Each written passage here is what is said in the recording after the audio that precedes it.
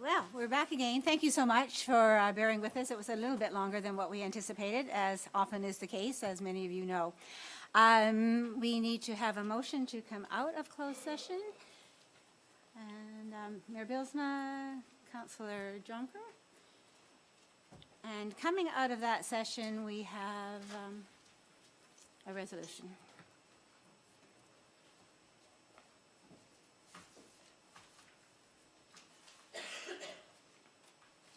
Thank you. So moved by Councillor Cody and seconded by Councillor Riley that the Township Solicitor be hereby directed to forward Mr. Kaplan's letter to the Law Society of Upper Canada on behalf of West Lincoln Council. All those in favor? Thank you. I've signed that already. Okay. So this is a little bit of a mixed, for those of you who just came in. We did confidential first because we had our solicitor with us, and he was part of a presentation later on as well. So we've done that, and so we're a little bit late starting our public meeting. But we are going to get going at this point in time. First of all, I'm going to ask Council again, now that you're here, if there are any disclosures of pecuniary interest or conflict of interest based on the rest of this meeting. Okay, thank you. Any change in order of agenda on the item? We're ready to just roll? Good, okay. So the first thing to be dealt with tonight is a public meeting. I think I'm on. This is a public meeting to consider a zoning bylaw amendment application submitted by the Township of West Lincoln with respect to marijuana/cannabis provisions. The Planning Act requires in Section 34, subsection 12, that before passing a zoning bylaw amendment, Council must hold at least one public meeting for the purpose of informing the public in respect of the amendment. The purpose of this public meeting is to receive comments and answer questions from the public regarding the amendment to the Township of West Lincoln zoning bylaw. We stress that at this point, no decision has been made on the proposed amendment, and any comments received will be taken into account by Council in their consideration. The Planning Act requires through Section 34, subsection 13, that Council advise the public that if a person or public body does not make oral submissions at a public meeting or make written submission to the Township of West Lincoln before the bylaw is passed, the person or public body is not entitled to appeal the decision of Council for the Township of West Lincoln to the Local Planning Appeals Tribunal, or LPAT.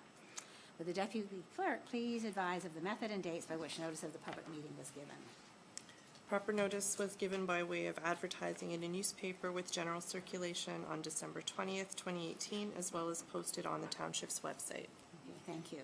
Mr. Treble, Director of Planning and Building, would you please explain the purpose and reason for the proposed zoning bylaw amendment? Thank you, Madam Chair. I'd be happy to. This is an ongoing matter, and staff are recommending actually that we pass an amendment to the existing provisions of the Township zoning bylaw following the public process here tonight. So just as some background, back in 2014, the Township Council of that day, which is 2 terms ago now, discussed with staff the need for provisions with respect to the future thoughts around medical marijuana. It was new and upcoming at that point, and we really didn't understand what was proposed, but we felt that there were some provisions that should be put in our zoning bylaw. And so back in 2014, we looked at setback provisions as well as provisions relating to outside storage and a number of different other matters. And we talked about zones within which we should consider allowing medical marijuana. And we limited it to 2 zones, the agricultural zone and the industrial park zoning. But we indicated in the bylaw that in both cases, whether it's an agricultural application or an industrial application, you are going to go through a public meeting process and you are going to attempt to comply with the provisions that we set out at that time. Since then, we've put in place a new zoning bylaw, and that new zoning bylaw in 2017 carried forward the exact same provisions from 2014. But it wasn't until towards the end of 2017 that we started talking about actually applying these provisions on case-by-case basis. And some of the former councillors and even some of the new councillors will be familiar with some of the public meeting processes we had last year trying to apply these provisions to various different applications, whether they be designated growers or individual growers or licensed producer applications that we were dealing with.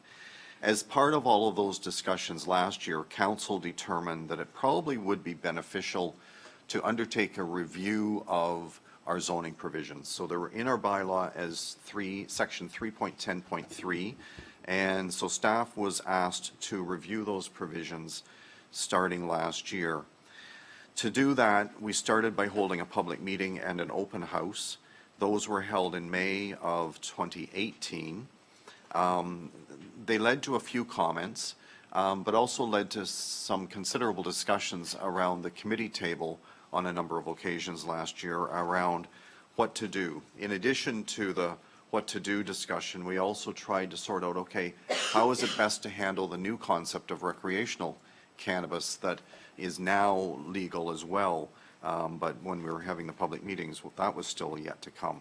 So with all of the changes, staff are very close to landing on a potential bylaw that would replace 310.3 in our zoning bylaw, which is referred to in the staff report as option A.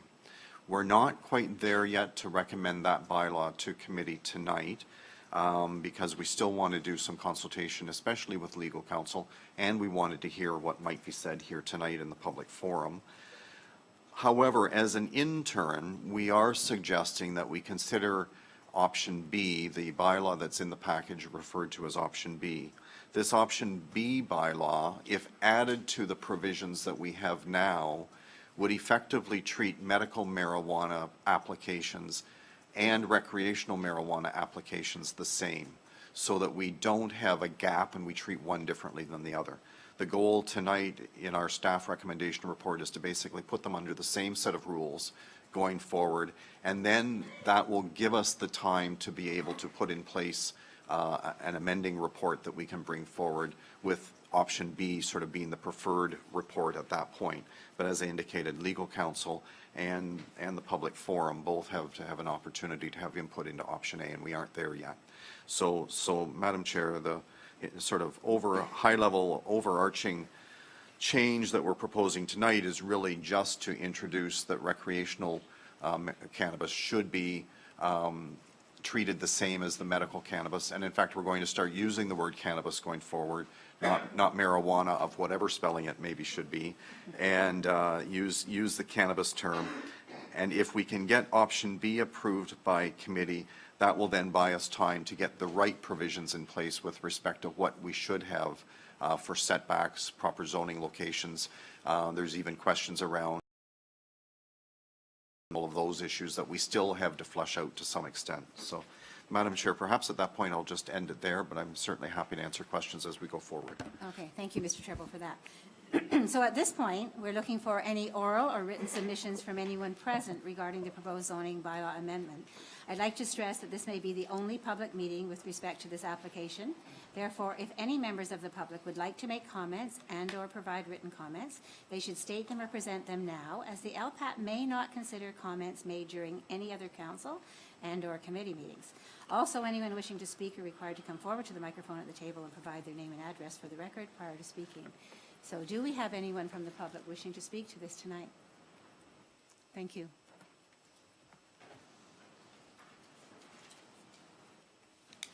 Madam Chair, Mayor Lisma, and members of council.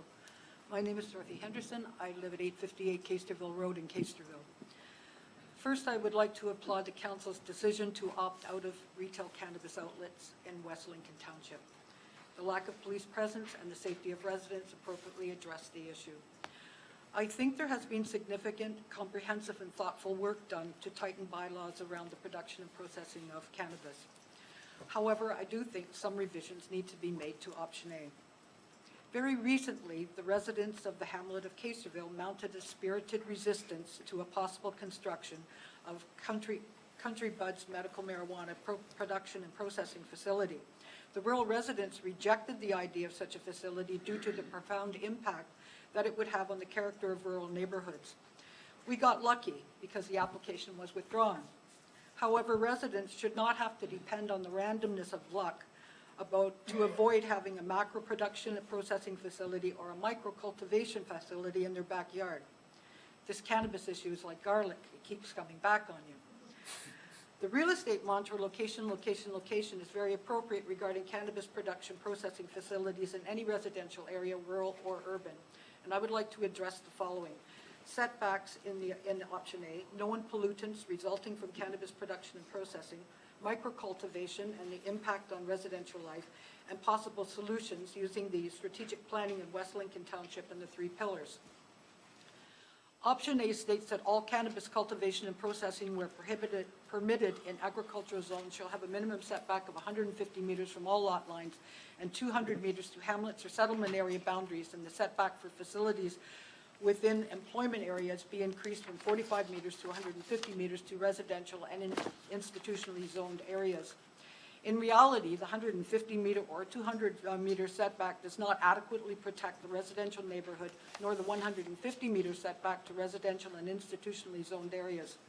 For a moment, I would like you to imagine your own property. Now, a neighbor gets a license for a micro-cultivation or of cannabis, or one of the larger corporations gets a license for a macro facility. The setback is 150 meters, which means that the facility will essentially be in your backyard. You and your family will be exposed to all of the known pollutants of cannabis production. And I would suspect that no one in this chamber would be happy about that unless you were an owner or an operator of that facility. Imagine that such a facility is in your backyard and you decide to sell. What do you think the chances are that you're going to get your asking price? How about this scenario? You want to purchase a property conducive to raising a young family, and the one you go to look at has a cannabis production and processing facility at the edge of the property. What are the chances you'd consider that for even a moment? And wouldn't it just be fun to have a place, a cannabis place near your place of employment and another in your backyard? Grisham-Horking in 2017 research states that commercial marijuana production facilities are not compatible with rural neighborhood character. They also endanger the safety of rural residents and ecosystem functioning. Due to potentially harmful and social and environmental impacts, zoning of cannabis operations in rural residential areas is irresponsible and should be limited to commercial or industrial zones only. It would be safe to conclude that cannabis production and processing facilities have no place in rural or urban residential neighborhoods. Known pollutants of cannabis production and processing. The known pollutants of cannabis production and processing are odor, light, noise, danger to ecosystem functioning, and the disruption in the quality of life for both rural and urban dwellers. Option A states that higher standards for the type of building, air treatment, odor control, and shading to prevent light pollution be required. Health Canada is responsible for ensuring that regulations are followed. There is strong evidence to suggest that Health Canada does not adequately address complaints about the pollutants named above. West Niagara Member of Parliament Dean Allison said it's up to Health Canada to enforce its regulations, but not much of that happens. Pelham residents who must tolerate the odor of cannabis know all too well how ineffective Health Canada is in addressing their complaints, all the while cannabis facilities use masking techniques, which, as it turns out, are as bad as the stink of cannabis production. Industrial-grade carbon filtration systems best reduce but not eliminate emissions. And regardless of which technologies are used to control odor, it is important that these systems are properly maintained according to specifications to provide optimum performance. And who will monitor that? Option A states that greenhouses must have shading to prevent light pollution. If the shading is anything but complete blackout system, light pollution will continue to be a problem. And evidence of that can be seen in what appears to be a greenhouse site on Mebo Road. At night, the light from the greenhouse is very evident, and those neighbors whose backyards border the facility must surely be affected. Let's be clear. Big corporations such as Aurora Cannabis or Canopy Growth Incorporated, etc., who consider the cannabis production and processing an industry are profit-driven. The quality of life of those who must tolerate these facilities in their backyards is of little concern to them. They say they want to be good neighbors, but their presence in the form of known pollutants continues to affect the quality of residential life. The production and processing of cannabis is an industry, and they should be situated on industrial zoned land. Peter Gross, who practices municipal planning and development law, points out that while the act of growing plants suggests an agricultural use, The same license can be used for processing, selling, and shipping, of which points to industrial use. The next section that I want to talk about is the microcultivation and the impact on residential life. This type of cannabis production and processing should really cause great concern for residents of West Lincoln Township for these reasons. The facility can be 200 square meters, or 2,152 square feet of total canopy space, including multiple surfaces. Security requirements are minimal. No quality assurance person is required. There's a small staff kept to keep costs low. It's available for sale to those who have a medical certificate for its use, but how will random on-site selling be monitored? And Health Canada supposedly will inspect every facility once a month to ensure compliance in all areas. Now, are you laughing yet? Because we know that doesn't happen. I strongly suggest that the minimal security measures required, the inability of local government to impose fines, penalties for infractions of regulations, and insufficient monitoring of Health Canada as a regulatory agency invites exploitation by microcultivation entrepreneurs. If Council's decision to opt out of cannabis retail outlets in West Lincoln Township for reasons of public safety and lack of police presence, it can be deduced that the denial of microcultivation sites in residential neighborhoods falls under the same justification. A solution: strategic planning, West Lincoln Township, 3 pillars. I fully understand that there's no easy solution. There needs to be a fine balance for cannabis operations in West Lincoln Township and the well-being of residents. There should be an opportunity for entrepreneurial endeavors, for employment initiatives, and for the ability of the township to generate revenue for infrastructure. The maintenance of quality of life and safety for both rural and urban dwellers. And this is consistent with West Lincoln Community's Strategic Plan of 2016, which established a series of strategic objectives under 3 pillars: quality of life, economic prosperity, and managed growth of natural resources. If the strategic objectives under the 3 pillars have any integrity as a framework for the decision-making, then I believe a win-win situation can be achieved. Because of the known pollutants and impact on the quality of life resulting from the production and processing of cannabis, the bylaws should clearly indicate that no cannabis production and processing facility or microcultivation site be allowed in any residential area, urban or rural, in West Lincoln Township, in any residential and institutionally zoned areas in West Lincoln Township, and on any environmentally protected areas such as natural habitats and wetlands. Bylaws should state that cannabis production and processing facilities are allowed in areas zoned as agricultural that are completely isolated from residential areas, and in such situations, owners and producers will be responsible for approved state-of-the-art security measures for cannabis facilities.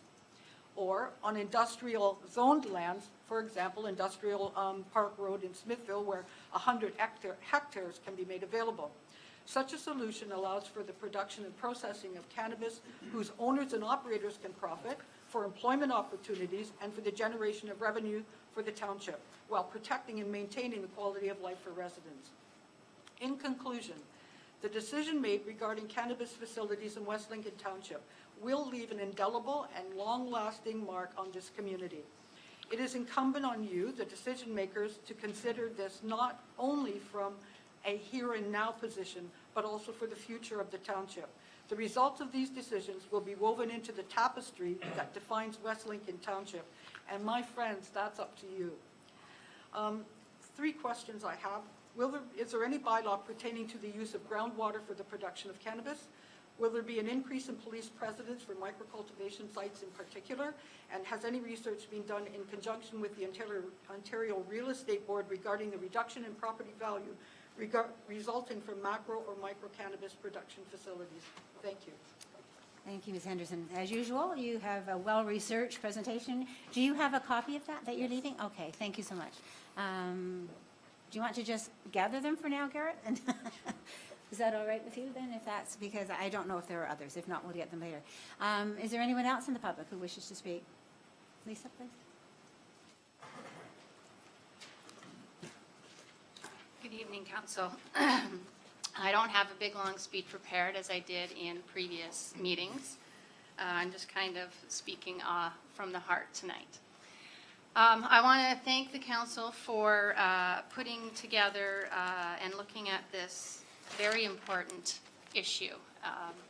There's a lot of issues surrounding cannabis, marijuana production, and looking at option A, there are certainly a lot more provisions being looked at and being put in compared to what we currently have in place. When I look at the difference between option A and B,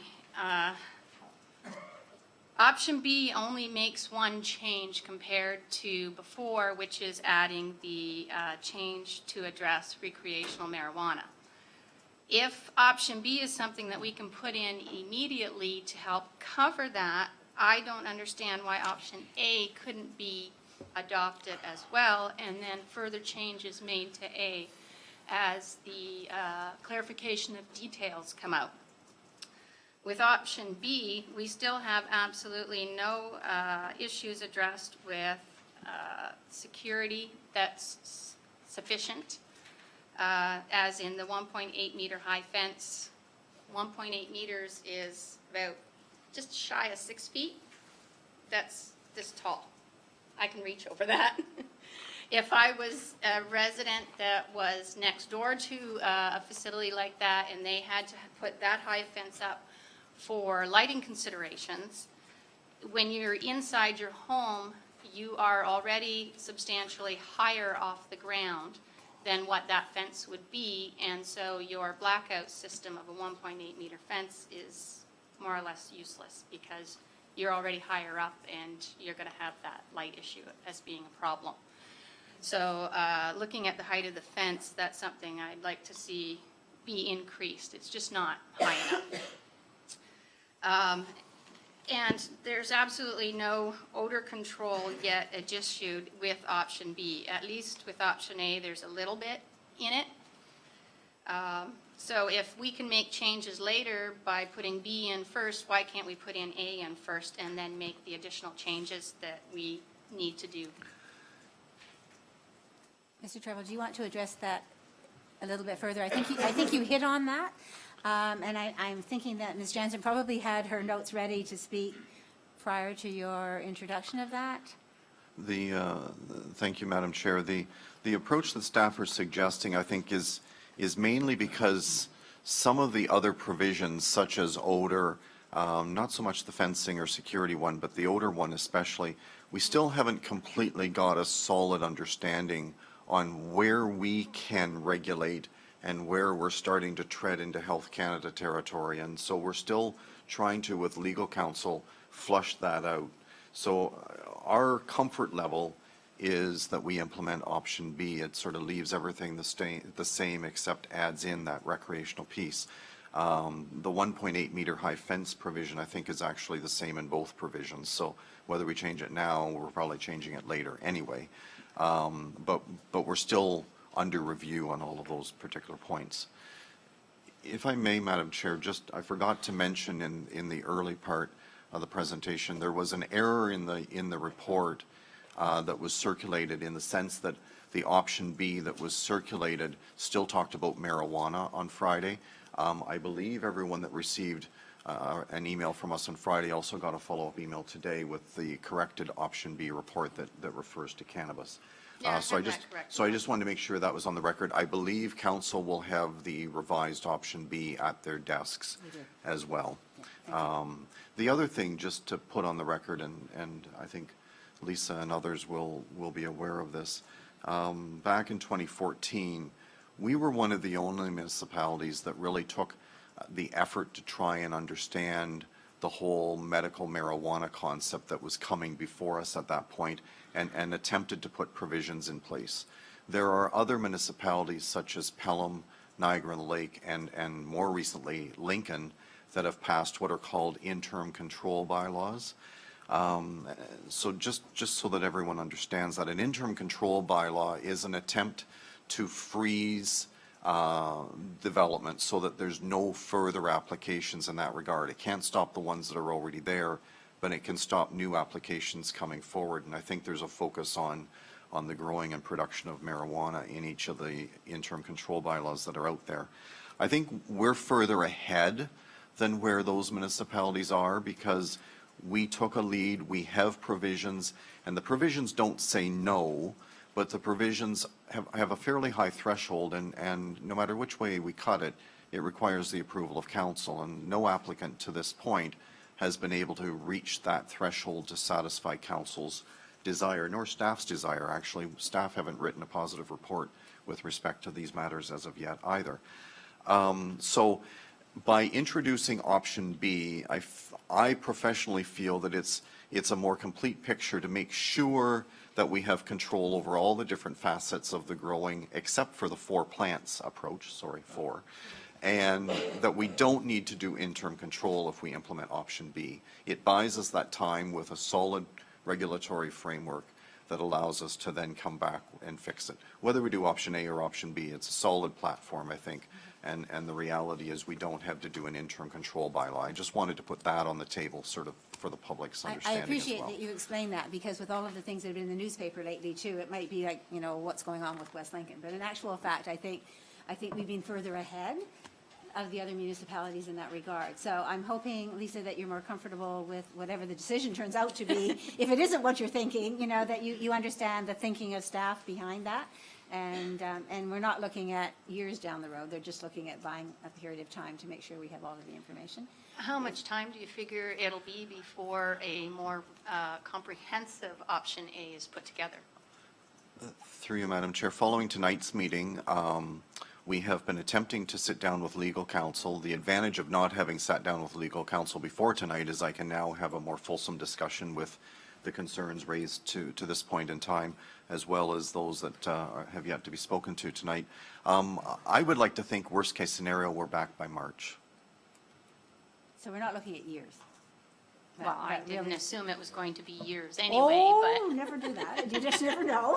Well, that's true. I mean, we can't assume that we can count on Health Canada either. No. And I Whatever think- regulations they've put in, we need to have our own regulations in place. And odor is a really big one that is a huge direct impact on immediate residents in the area. And I have yet to come across a facility that has been successful in no odor emission. Pretty much every facility I've ever gone by, there is odor, period. And we need to find out why there is such a problem in controlling these odors, and we need to have our own regulation in place for that, because we can't count on Health Canada to act at all. There's somebody far away that are not impacted by these issues like we are. They don't care. Well, I appreciate that you've come out again tonight, because we know that you've been a regular follower of this topic, and we do appreciate your input. I know that I went to Mr. Treble. I'm not certain whether you were finished with your I presentation. did have one other question. Depending on what happens, on what you vote on, whether it be option A or option B tonight, is there going to be any further public meetings, or are you looking at this as being the last public meeting, and then when your more comprehensive report is put together, that there is no public meeting? Mr. Treble. Madam Chair, I'll answer Ms. Jansen in just a second. I realized, as I said, March, that poses a bit of a conflict at the head table. So I'll take that under advisement. It may be that April is the more realistic time to do that. So I just put that on the table right now. With respect to the public process, given that we've had 2 open houses and this is now the 2nd public meeting, we have certainly fulfilled the minimum standard requirements of the Planning Act. Having said that, though, when staff bring forward a recommendation report, it will certainly be in an open forum. We'll make sure there's adequate notice, and those people that have an interest in speaking more at that time are certainly able to do so. Maybe not in a public meeting, quote unquote, but certainly under an item on the agenda, there'll be an opportunity to speak. Okay. So one way or the other, Madam Chair, there will be another chance. It might not just be the formal Planning Act public meeting, but thank you. there will be that opportunity. Is that satisfactory to you? Well, I mean. Yeah, as long as people at are least notified and we let people know that it's on the agenda and whatnot, then Well, you have yeah, an and that opportunity. people are able to say, hey, there's something you might have I see a missed, hole here or and, something. you know, Yeah, fair that enough. you need to take another look at Okay. this, right? Thank you. Because we're the ones that are impacted. Exactly. So do you have a copy tonight, Lisa, of what? Not at this time, but I can put something up together. If you that, wouldn't mind, I'm sure that staff would appreciate that. Those notes are very helpful when you're trying to put minutes together, so. okay. Yeah, I'll put something together on my computer and get Just that email sent it? off to you guys Okay. officially. Okay, thank you. Thanks. Okay, thank you for taking part in this. Any further input from the public on this? Please come forward.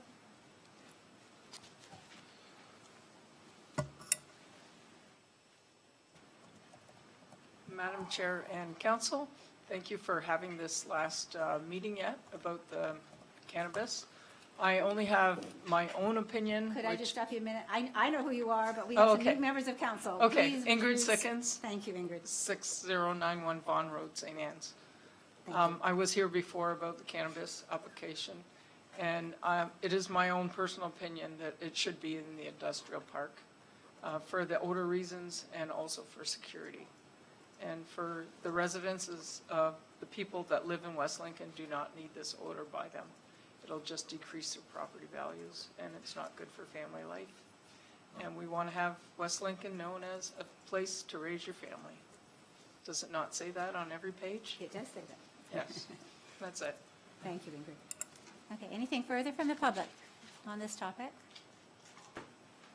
Okay, seeing no one in the public interested in speaking, I'm going to ask members of committee if there are any oral or written submissions on the proposed zoning bylaw amendment. And a precursor to that, please note that members of the committee must make their comments now, as the LPAT may not consider comments made during a planning, building, environmental meeting and/or any other council or committee meeting. So, members of council, Mayor Billsma. Yeah, thank you very much. And I just wanted to basically state that since the election and the process, and since we basically last met with the ability to do some good work,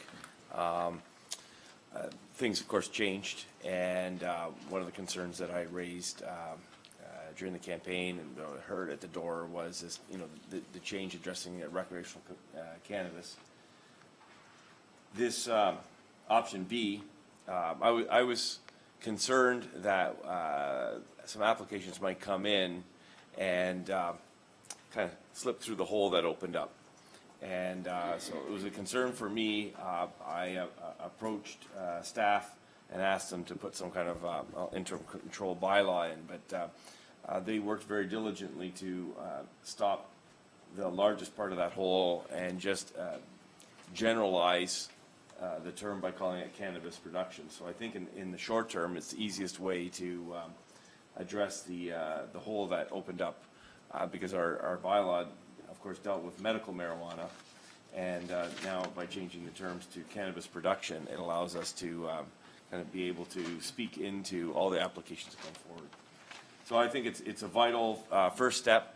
Obviously, the first time that we met in the new year, we voted very clearly and significantly to opt out.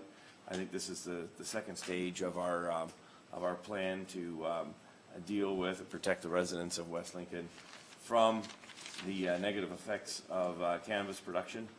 And I don't think a short read of any local media outlet would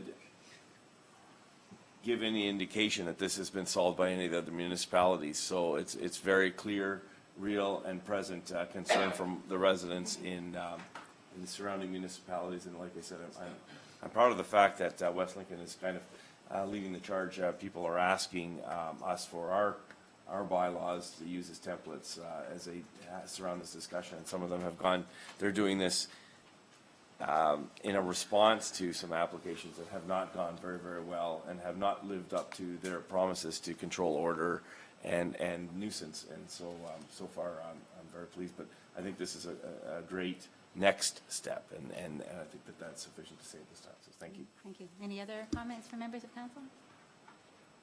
Councilor Cody? I'm a little concerned. I feel like we're getting dangerously close to passing bylaws based on bias and prejudice. I think we need to keep in mind cannabis production is agriculture. Like, can some of the concerns being raised, odor and light and noise, can you imagine if we told a farmer he had to control the odors from spreading manure on his fields? Like, we claim to be a municipality that puts agriculture first, and I think we need to keep in mind that cannabis production is agriculture.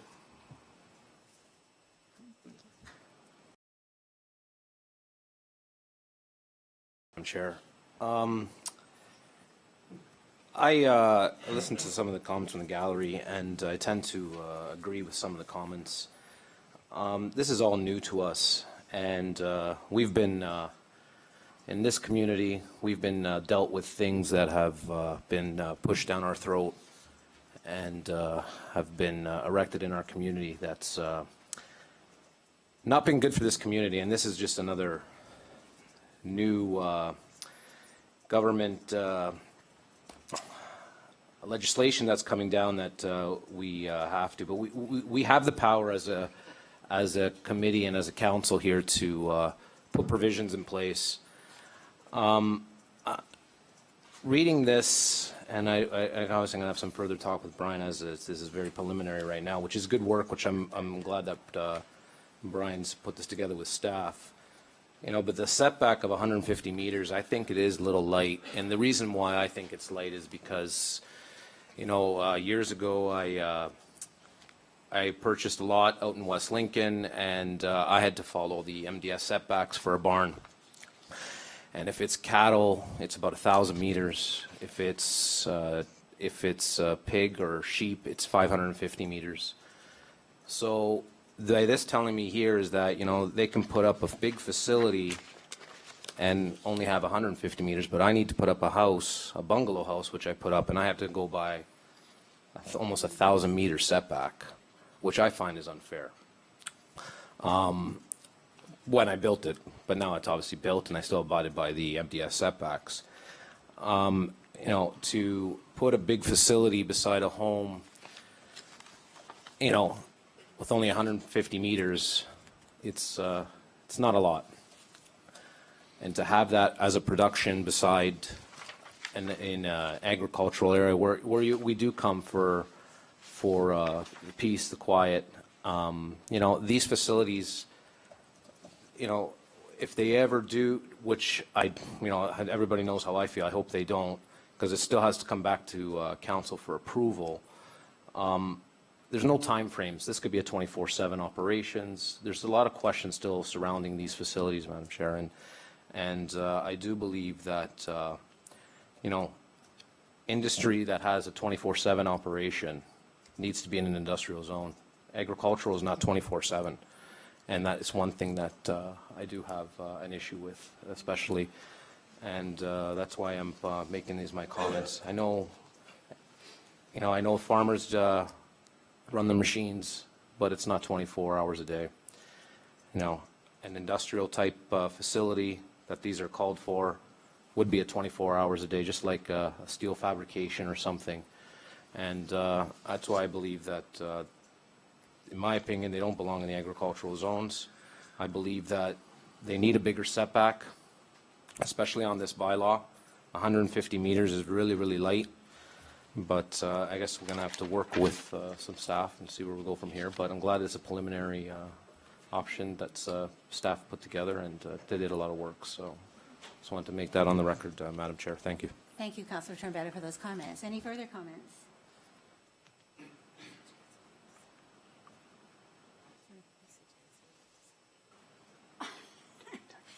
Thank you. Thank you, Lisa. I did not see your hand, and but please come to the podium again. I will just, with the comment that Mr. Cody made, it brought a thought to mind that he might not have considered. When it comes to farming practices, farmers have manure pits that the manure has to go into.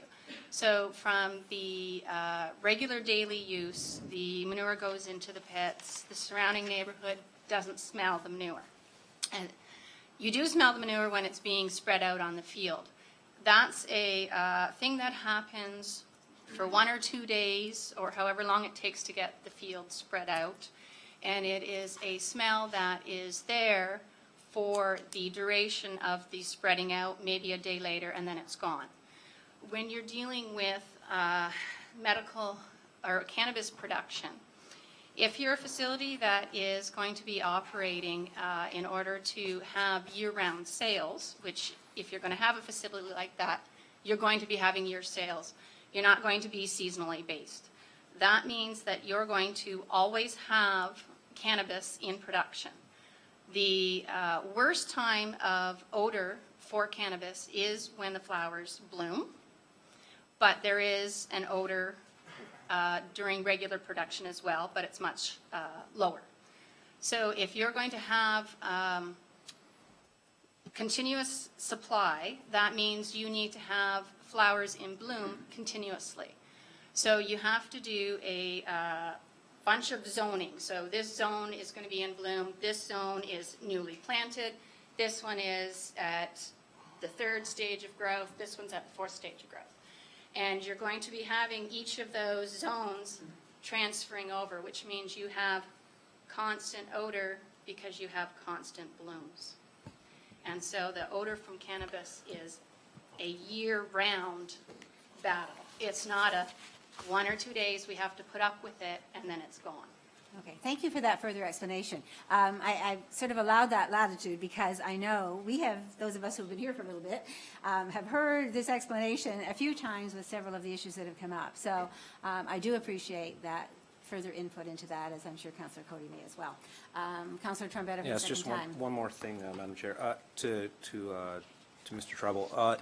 Once the recommendations come from, obviously tonight, then reports coming, said in April's your, Through you, Madam Chair, I think April's probably more realistic, yes. once we all the comments, then it'll be inside the report, and any provisions need to be made will be done at that time For a refined option A report. for a refined option A. Okay. Great. Okay. Thank you, Madam Chair. Any further questions or comments from? Madam Chair, Oh, yes. I don't mean to belabor things, but just for the record, I think it's safe to say from a professional planning point of view, staff really have an obligation to look at this as an agricultural use as well as potentially an industrial use. There is growth and production occurring in this facility. And at this point in time, although it's a little early, I'm not sure that there's been a lot of LPAT hearings with respect to these facilities yet. I think it would be tough to argue that it's not agricultural. So that's why staff are still looking at it in the fulsomeness of both industrial and agricultural zoning. And I think they should, so thank you for that clarification. Okay, one last, oh, okay, so please be advised that a technical report is being considered by committee this evening and that a recommendation report will be forthcoming to a future planning committee and/or council meeting. Please be advised that once the planning committee and/or council has made a decision with respect to the zoning bylaw amendment, and if approved by council, a notice of its passing will be circulated with an appeal period. There's an attendance sheet, as people know, which is located on the side table near the exit doors, which we would ask all present to sign.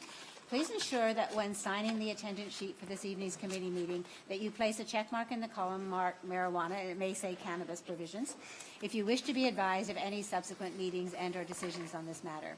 Therefore, people who are interested in observing council and/or committee discussions about a particular bylaw should not solely rely on mailed notices and thus miss the opportunity to attend the meetings. It's suggested that you watch the township's website for posting of agendas to review items that will be discussed at a council and/or committee meetings. The agendas for meetings are posted on the township website at 4 p.m. on the Friday prior to the meeting.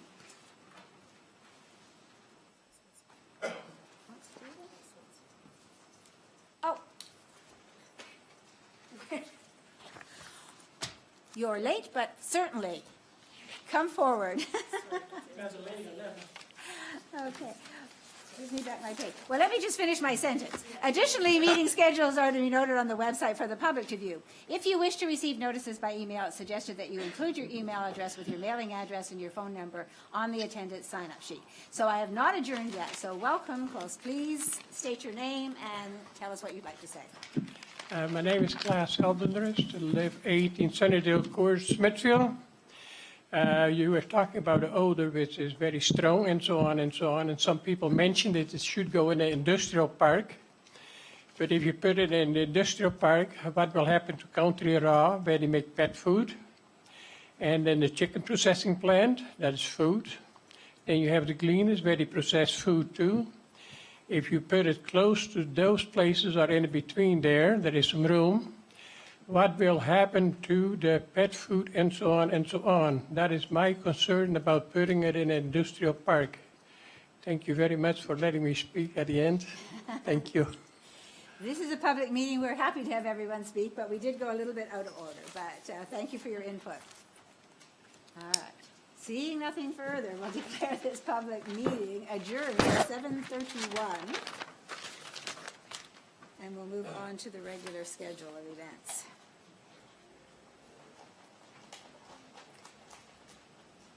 So, we have two appointments tonight. Mr. Richardson, we did not think that you were going to have to wait around quite this long, but thank you for that.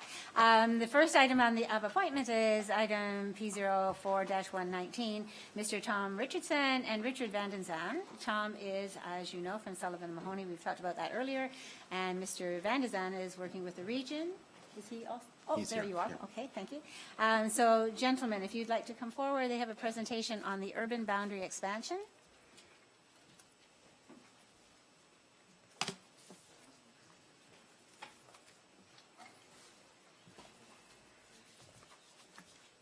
I want neat primary printing.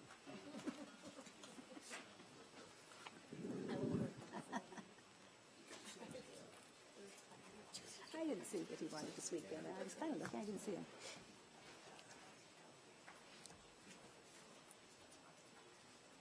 Okay, so welcome, gentlemen. When you're ready, we are ready for you. Thank you.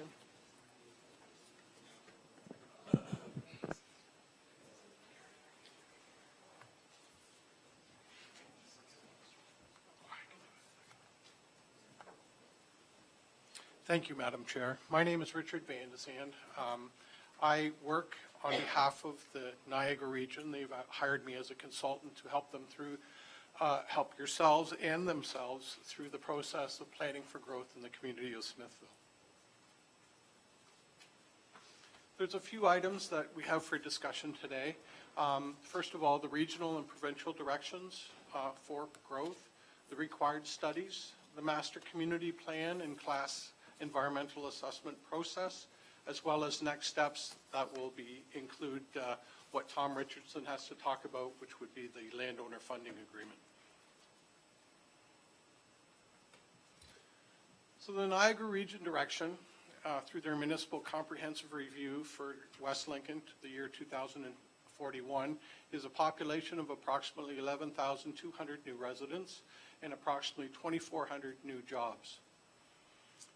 Those don't include the swap lands, which were recently approved by the Ontario Municipal Board.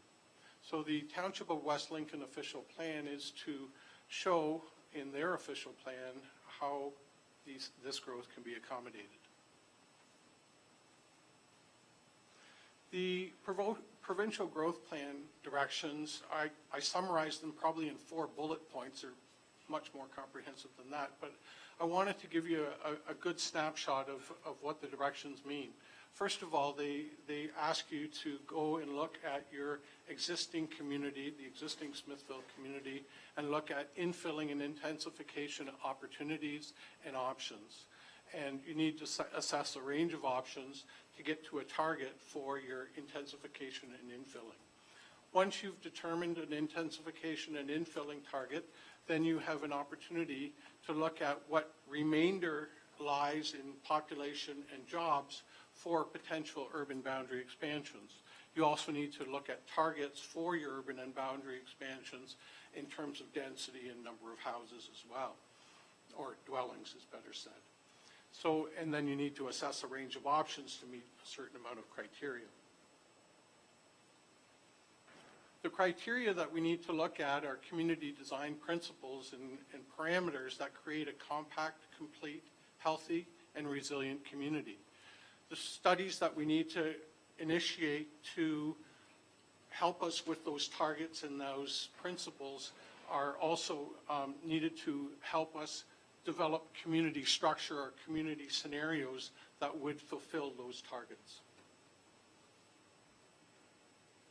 This graphic is meant to show sort of the progression of studies or of layers of work that you need to do related to planning for the Smithville community and a potential expansion.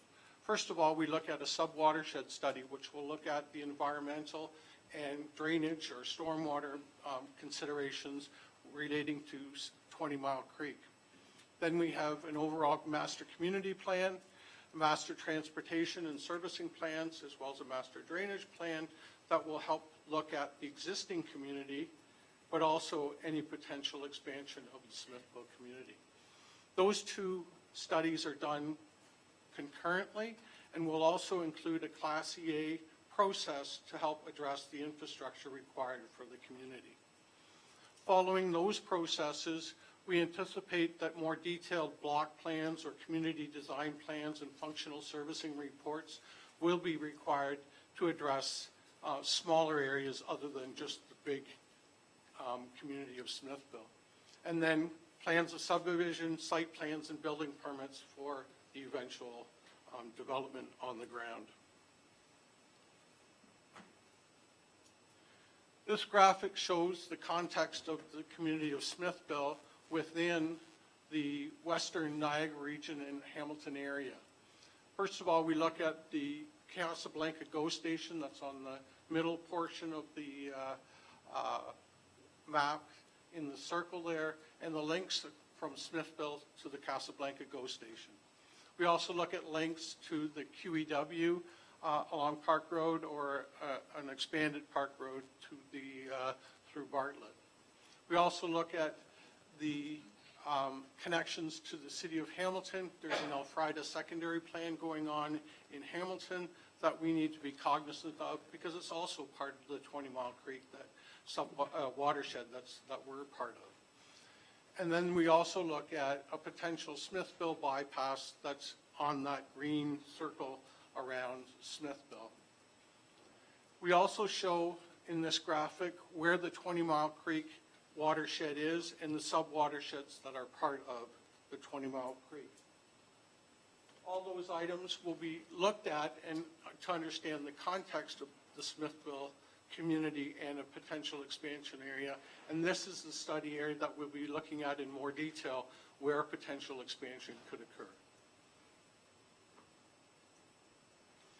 So the required studies, as I mentioned, we have the sub-watershed study that will look at the environmental context and considerations of 20 Mile Creek.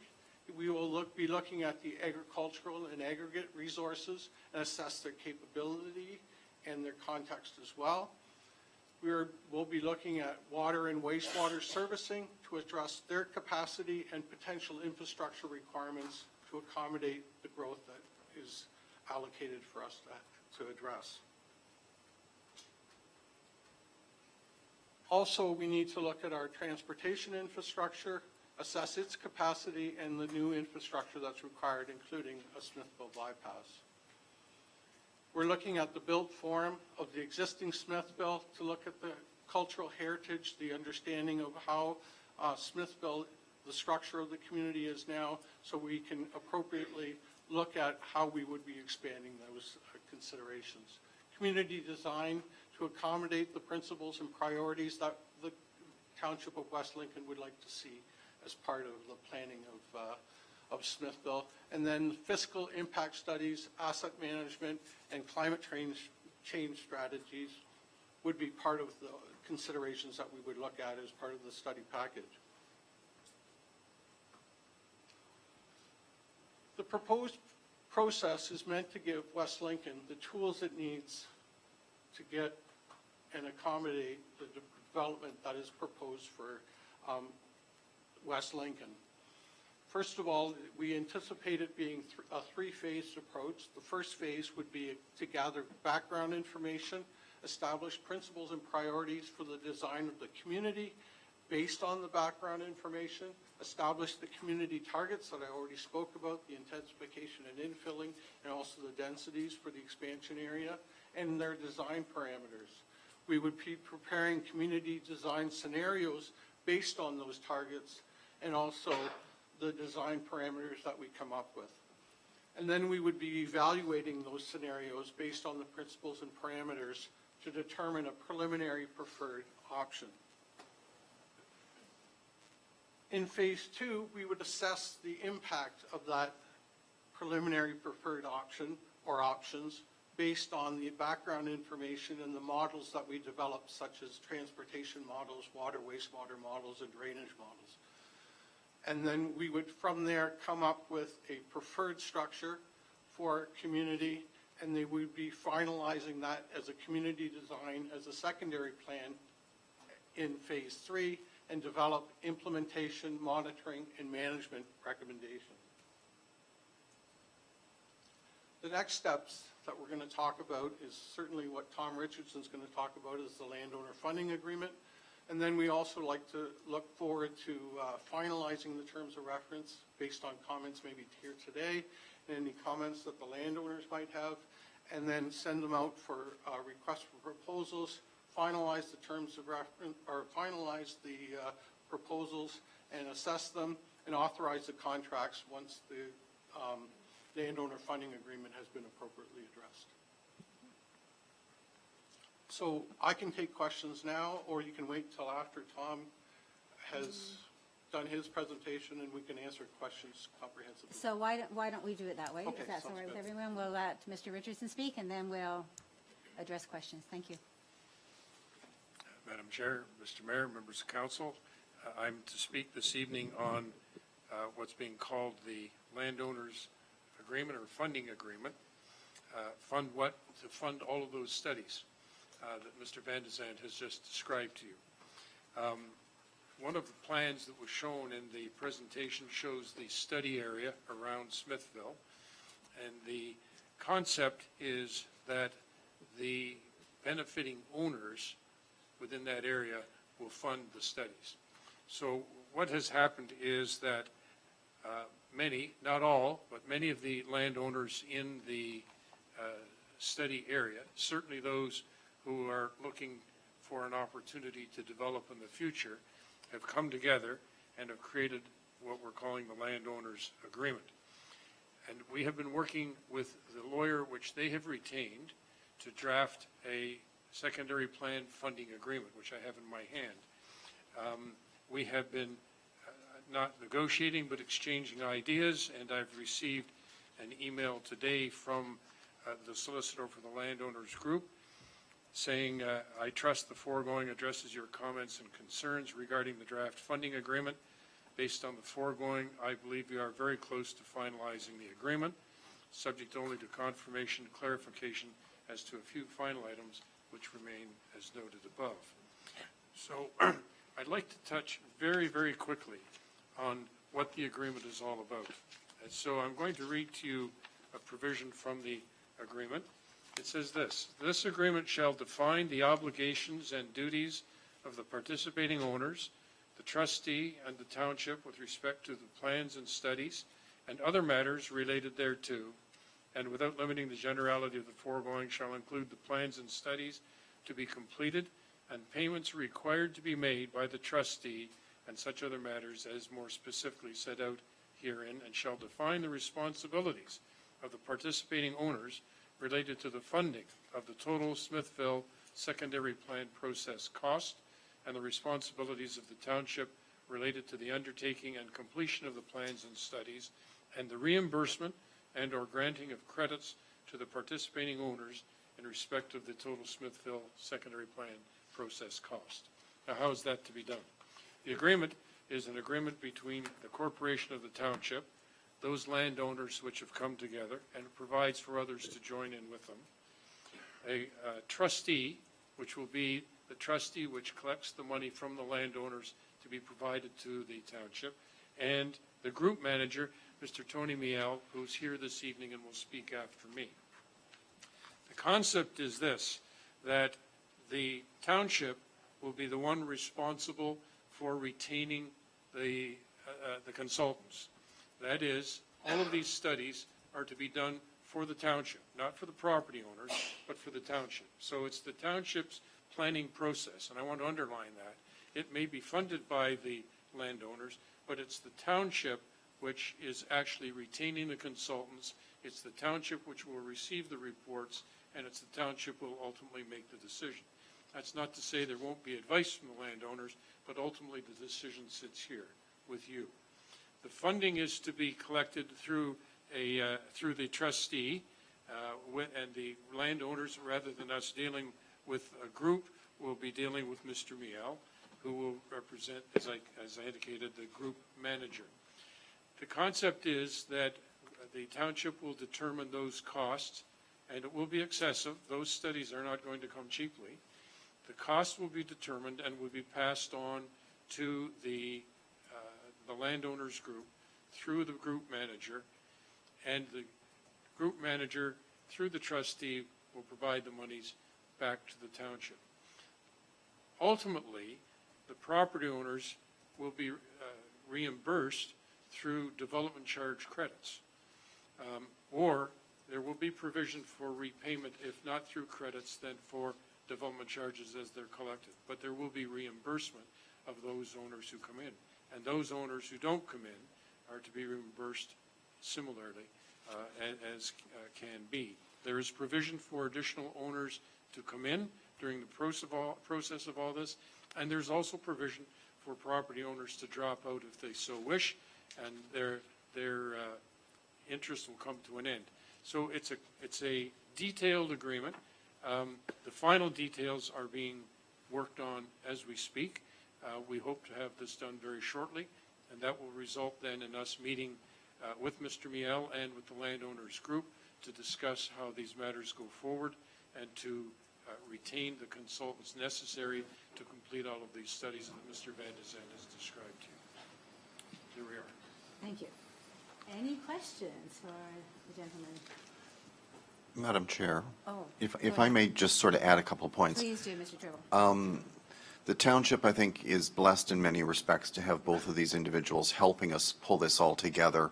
I think it's safe to say that it's a bit more than staff alone could pull off and pull together, and hence the expertise of those two standing over to the side have been very beneficial for staff, and I think should give council some confidence that we're heading down the right road.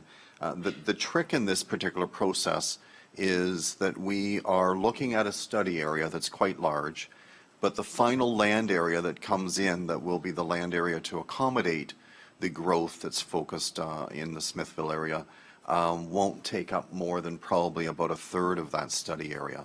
So where the agreement gets very complicated is in terms of who is actually benefiting at the end of the process, who actually sort of a winner of the beauty contest, if I can steal Mr. Arian's terms, and gets into the process, and those that are not in but still need to be reimbursed as part of this process. So there's credits and there's actual cash, but the good thing is it's done at the time that the urban boundary is landed on and growth happens in that area. So we're not out of pocket until we're actually all benefiting in terms of seeing growth and development happen.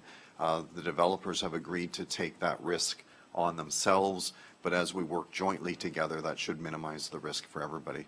So I just wanted to say, Madam Chair, that we wouldn't be here tonight if it wasn't for the two individuals over to the side of the room. So I extend a deep gratitude of thanks to them, and look forward to the questions that committee may have. Okay, thank you, Mr. Tribble.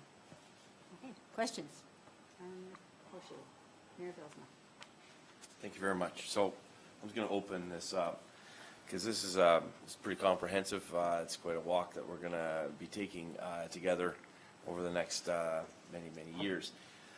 Just for starters, so and I think that people recognize that Mr. Tribble said this is more than our municipality can take on. Due to staffing, our own budgets and limitations, and so the parties that are most interested in this are the ones coming forward to help us along, mostly with speed and thoroughness. It keeps getting this. So this question has come up a number of times in my head. This study area, and has been said often, is much larger than what will eventually come in. And whoever wins that lottery, of course, will be the one funding through a version of payments and credits. When we conduct all of these studies, are they going to apply to the whole area? And then how effective do they remain, how valid do they remain beyond the actual lottery? Because I understand, so just, so that I get around my head, the studies will be done on the entire red area, then a process of application would go to the province who would determine, based on our recommendation, the space inside that area, but those, like, I'm thinking like watershed studies and stuff like that, do they remain valid to the extreme so that if we had to do this process 10 or 15 years from now, that there would be some groundwork laid in terms of going to the next step? So I don't know who would help me out with that. How? Through you, Madam Chair, I can start. Mr. Van der Zandt can probably chime in as well. The studies that we're proposing are quite extensive, so I would like to think that they will be a solid basis to take a look at the next time round. You know, we're doing planning for 2041 now. It's not that long ago that we just finished the planning for 2031. It won't be that much longer before we're starting the planning for 2051, I would assume. So to your point, we will likely have to update as we go, but certainly our study area, there's benefit in looking at the whole of the area now, because you're right, the next areas for growth are probably also in this same study area. And so if we do it right now and we do it thoroughly now, there should be benefit that we can start to build on what we've done and not start from scratch the next time. That's kind of my thoughts. Richard? Yeah, that's very, very comprehensive in the discussion. What I'd like to say is we've looked at the background information that we have had available from the last 10, 15 years as well as part of this study. And we've, through the landowners, they've helped us out as well, have identified studies that are very helpful to us, such as hydrogeologic studies, such as drainage studies, such as agricultural capability studies. And so we use that as background information for this study. So this study will also take information from 10 years ago and incorporate it as part of this study along with the new material that comes out. Mr. Treble said 2051 is not that far away. I know, it's a funny Well, it's very true that we planned 20 years earlier, so we'll be looking at it in 2025, probably starting to look at 2051, which is not that far away either. So certainly it has validity. It gives us a lot of background and help for the next time around. One of the things we're doing as part of the master community plan is we're already doing a quick look at infrastructure past 2041, because we're allowed to plan for infrastructure post 2041. So we've added a section into the master community plan terms of reference that will look at things beyond 2041, which will require this additional information for us to know. Okay, and then just kind of a follow-up to that, and of course, I think that we've identified it many, many, many times. I'm going to say it one more time this evening, and I'll probably say it a few more times in the course of this term, but transportation is the key piece of infrastructure. I know that there, from a planning development, there are other very key components, but I think in terms of the community where we live in, congestion through our downtown core is at its max, and we still have projects on the go that are going to continue to make that at that maximum. So it's very, very vital that in order for our municipality to grow effectively, that we have those key pieces of transportation, and I'm referring to the bypass, and I'm referring to the north-south connection, and I know it's a priority that we raise often, and provincial stakeholders as well, that we get that one in there.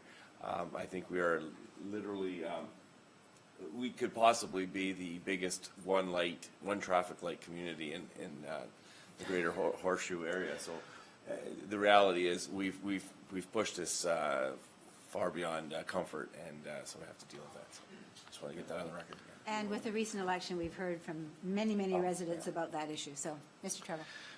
Madam Chair, just in response, we're working very closely with the region. The presentation that has been made to you tonight, the terms of reference that have been presented, the landowners funding agreement that's been worked on, all of that is being presented to and reviewed with the regional staff as we go.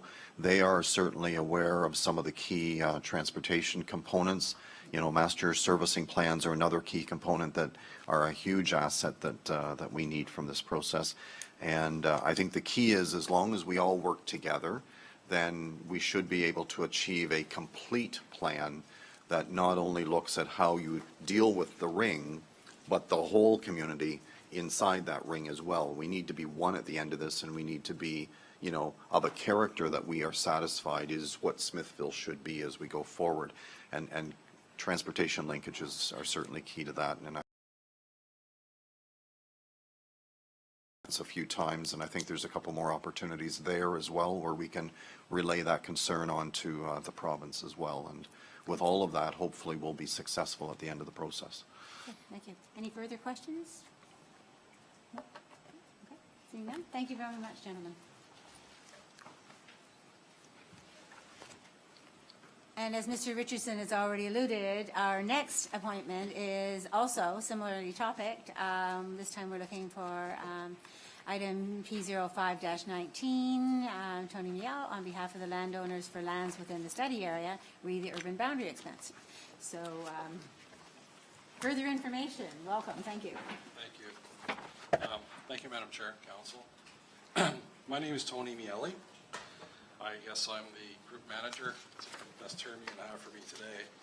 Tom and Richard did an excellent presentation. Tom, I'd love to say ditto, and I'm just going to echo on behalf of the landowners group our thanks for all the hard work that's been put into this. We've been working with Brian and Tom and through our lawyer and Richard as well. And I can tell you, we actually got a lot of the work, a lot of the heavy lifting done in the last 3-4 months, and I do work in other regions in Ontario, and it's safe to tell you that we have in other regions taken up towards a year and a half to get through a development agreement or a landowner's agreement. In this particular case, it's been about 4 months, and hats off to the staff and the support we've received from the municipality. As Tom sort of mentioned, we have a number of parties, the town of West Lincoln. The participating landowners, there's about 14 of them right now, that comprise about 70% of all the land. The trustee, which is our lawyer, who will administer the agreement with the municipality, and the group manager, obviously, is myself. We also are blessed in the sense that we have a willing partner here, which is at the region, through Richard, who's has a lot of expertise in this type of activity. He's worked in other regions. I've worked with him up in York region as well. So I'm quite happy we have somebody who has a unique background, as I do, in this type of work. I am a planner by training. I haven't practiced it for quite a while, but we have a lot of qualified planning consultants that are assisting us with engineers in the landowners group. And by the way, a lot of the landowners in this particular agreement are residents from the area. So that's important for you to know. They have a vested interest. Their families live here. They have businesses that are here. So you're going to have, I would say, a more sensitive, proactive development agreement and development group who will not let you down. The purpose of, we talked about, of the agreement is to facilitate the work for the preparation of a master community plan. That includes planning, studies, reports, everything that's going to be required to make some key decisions in guiding the future of the town of Smithville. And I got to tell you, it's something to see, because it does present a really unique opportunity for this council to actually determine what the community is going to look like for the next 20 to 30 years.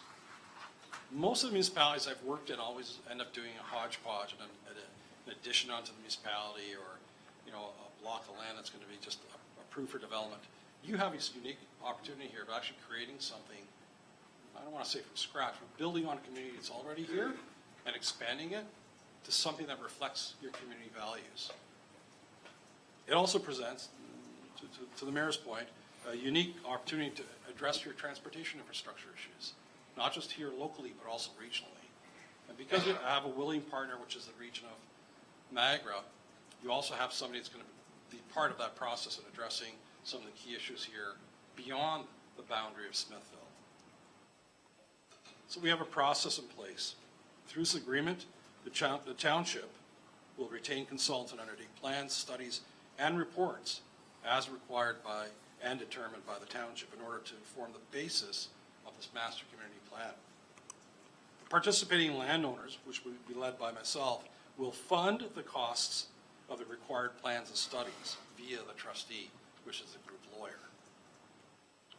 The cost of the plans and studies will form part of the future development charges. This is very key. Therefore, growth pays for growth. This will pay for a lot of the identified and required infrastructure and transportation that's required for the town of Smithville and beyond.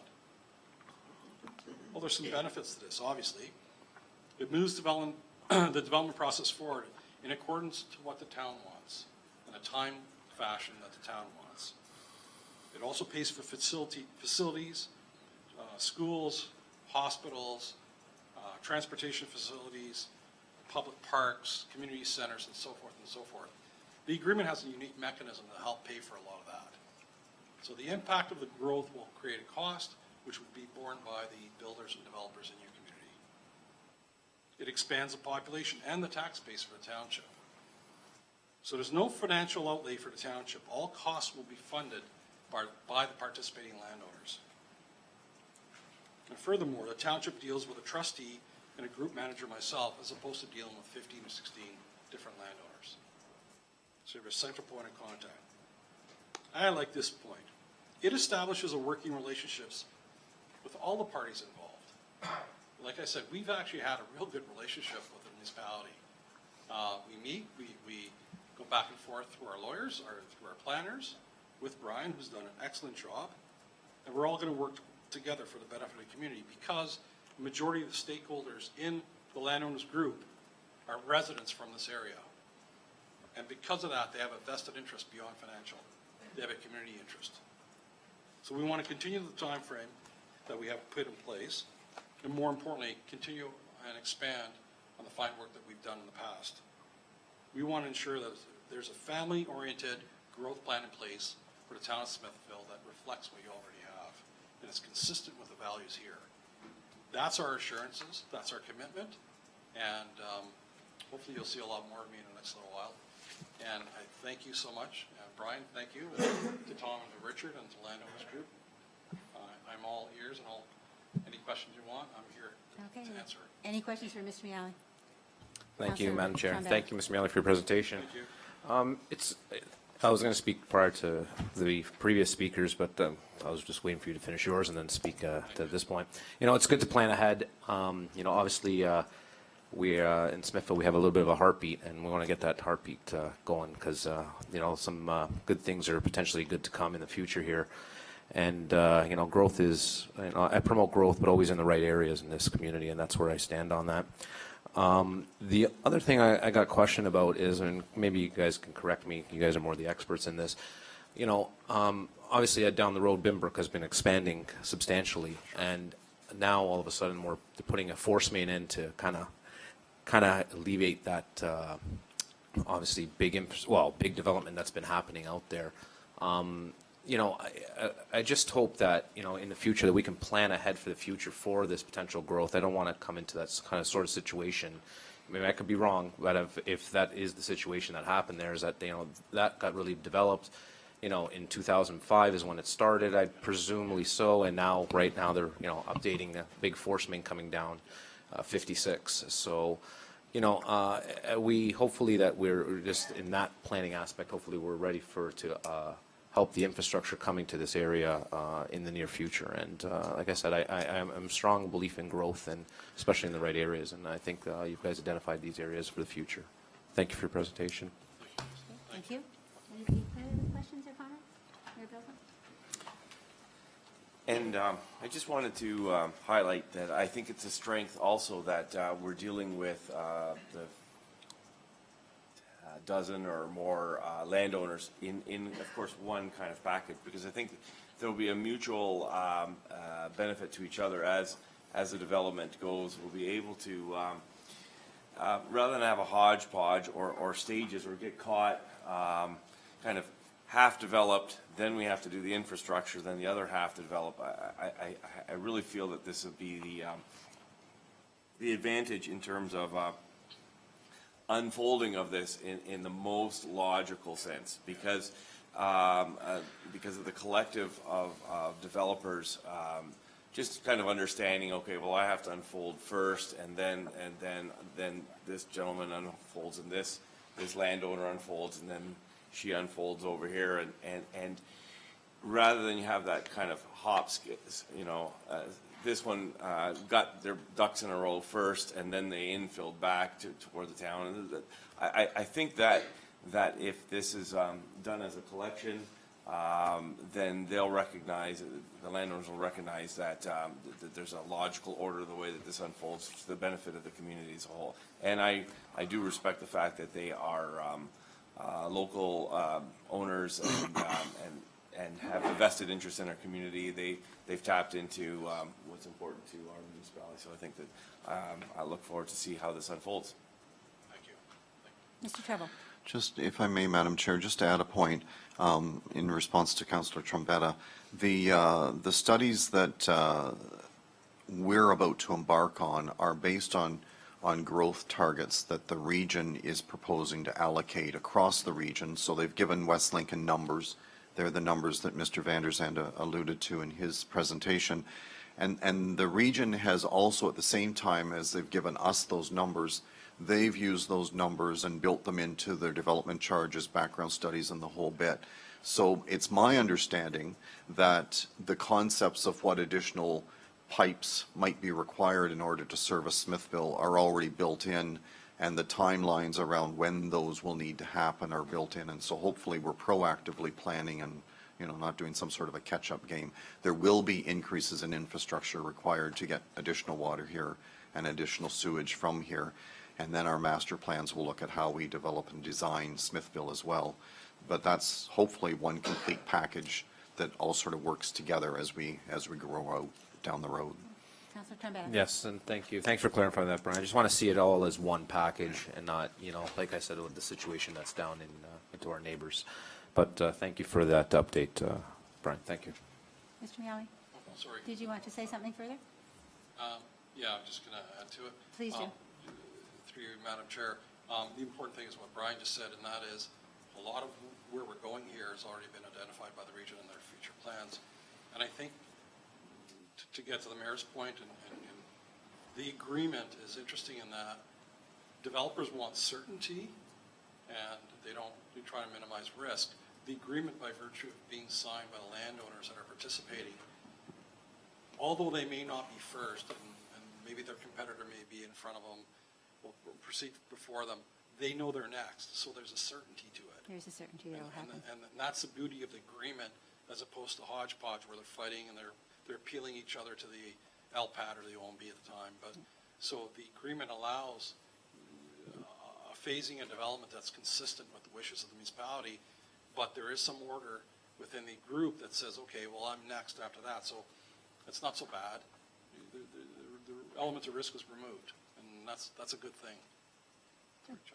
Did you want to speak again? Yeah, and I just wanted to add the scope of this project has actually put West Lincoln on a larger map, in the sense that, so we've mentioned several times that the region has taken a strong interest in that, and Mr. Van der Zande is speaking to that. But also, I could say in communications with the mayors of Grimsby and Lincoln, that they're both on board, because as I spoke earlier about the transportation, and of course, there's water infrastructure and wastewater infrastructure, but the key is that transportation. Those two municipalities have been looking for a long time for safe passage up and down the escarpment, and And so it's not just a development in Smithville or in West Lincoln that is kind of on our table, but many eyes across the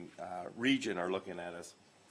2 neighboring municipalities are very excited that we do this properly as well, because the simple reality is, while we talk about our own one traffic light situation, the increased growth in West Lincoln all has to travel down generally speaking, the escarpment, and some of these insufficient roads, generally speaking, exiting and traveling through the hearts of the municipalities of Grimsby and Lincoln, or Beamsville more specifically, or Vineland. And so they're key to see that this package unrolls in a safe way, that their municipalities are not also jeopardized, and so allows them to be stakeholders in what's happening in Smithville in particular, but West Lincoln as a whole. Good. Okay, thank you. Any further questions? Or? Yeah, sorry, Go I ahead, just, Councillor Jonker. yeah, sorry. No, go ahead. I heard the term lottery, and mistake me if I'm just kind of wondering what that means. Like I think it was the financial thing. I don't know, I don't remember who said it, was it? Sorry. Reference to that? Through you, Madam Chair, I'm not sure that that's a term I used. However, I would suspect it refers to the fact that not everybody is going to get in. So we've got a study area, and as I think I said in the first round, about a third of that study area will get in. As Mr. Miele is indicating, there will be more comes in over time as we continue to plan and grow for the future. But some will get in. A beauty contest is the word I use, through thanks to Mr. Arians. But some will get in now, and some will have to wait their turn. So there's a bit of a risk there in some respects. Not everybody wins the first time round. I don't know if that answers the question or the thought, but. Go ahead, Mr. Councillor Yeah, Jonker. just, so that lottery that's the landowner's lottery issue. Nothing to do with the township. That's the risk the landowners are willing to take, confident that in the future, they'll see the return. And Go ahead. if I may, I've spent the last 6 years or so working up in Barrie, in the county of Simcoe, and not only did I work with a landowners group, I own property there now. But so what the municipality did, and we can do that here, that's the beauty of the agreement, they took the entire area and they said phase 1, phase 2, and phase 3, and it spans over about 25 to 30 years. So the developers in phase 2 said, okay, I'm okay with that, because they know they're in. It's just a matter of time for absorption in the market and all that stuff. But they all participated. So there is a camaraderie that happens. Everyone has a local vested interest in this, and it's when they're not in and they don't understand why not and all that. But so the municipality is, okay, phase 1, 2, and 3. So we're out to I think we're out to 2058 if I really did the math. So it's not, it's similar to this. And we did the secondary plans and different phases, and some developers have some of their lands in phase 1 and there's a different watershed. So some of their lands are in phase 2 and so forth. So, okay. But they all know what's going to happen. So that certainty is removed. And they've all participated financially for all the major infrastructure, transportation otherwise, and public works type of thing. And that's how you build a city. That's just how you do it. This is the best mechanism you have. The agreement is a glue. It's a performance document. Tom can tell you. You sign it, you're there. You're binding a corporation behind it. So it's a fascinating thing to do. And like we're fortunate here. We have one that we've dealt with in 3-4 months, and we all get along and we all kind of accept what reality is here. So that's a good thing. Thank you. That's a good explanation of that. Anything further, anywhere? We're all good? Okay. Thank you very much. Thank you so much. Thank you. Okay. Actually, thank you to the 3 gentlemen, because it really is a good feeling to know that things are moving forward in a long-range planned fashion where all the partners are kind of working together. So certainly I appreciate that. And I'm sure that the residents who will eventually learn about that. And I can certainly see why the landowners would appreciate that. So thank you. So as we move forward on our agenda, this is the next portion which allows members of the public to speak. So time is allocated if members of the public would like to speak on a matter that's on the agenda for this evening. A person who wishes to discuss a planning application or a matter that can be appealed will be permitted to speak this evening. And so I'm asking now if there are any members of the public who wish to address any of the items on the Planning, Building, or Environmental Committee agenda for this evening. So would you come forward, please, and state your name and your address? And if you have something that you can leave with the clerk, that would be wonderful.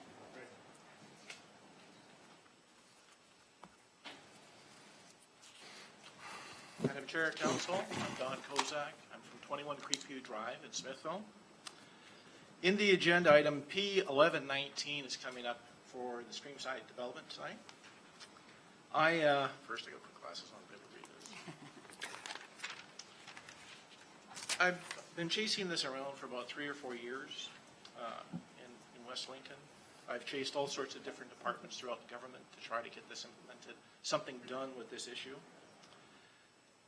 The main part of the agreement was for Streamside, and I found this out by accident by looking for something else in the development agreement, that it has warning clauses that were supposed to be in my purchase sales agreement.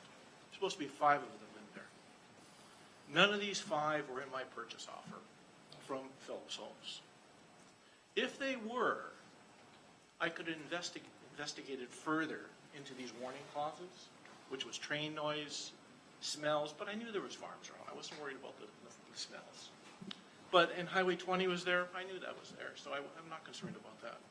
But the big thing is the train. The train whistle noise, 2 o'clock in the morning, waking you up. If I would have known about the train, first I didn't know the tracks were there. If that warning clause was in that agreement, I could have, asked Phelps to possibly do something better to the house to block the noise. I could have come back at night or listened for the train. I could have looked for a noise study, but there was nothing. The other thing is if I knew, maybe I wouldn't have bought the house. This is a West Lincoln and Phelps issue. Phelps admitted to not putting these warning clauses into my agreement or my purchase offer. There's many houses in Streamside that didn't have. I've talked to a lot of the neighbors. None had these warning clauses. It seemed back into 2013 they were in, but they quit putting them in 2014.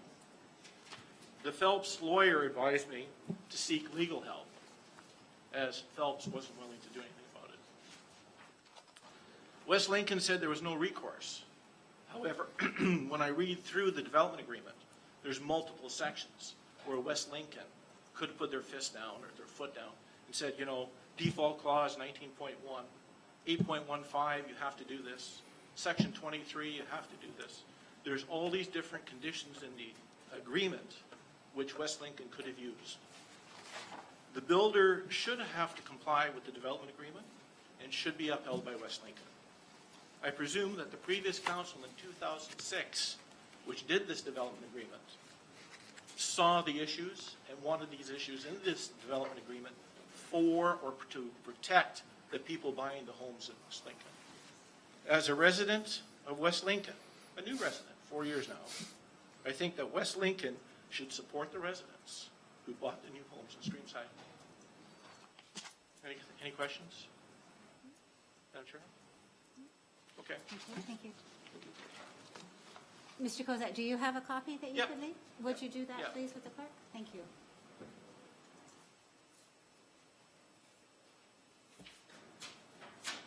Thank you very much. Is there anyone else who wishes to speak? Mr. Murray?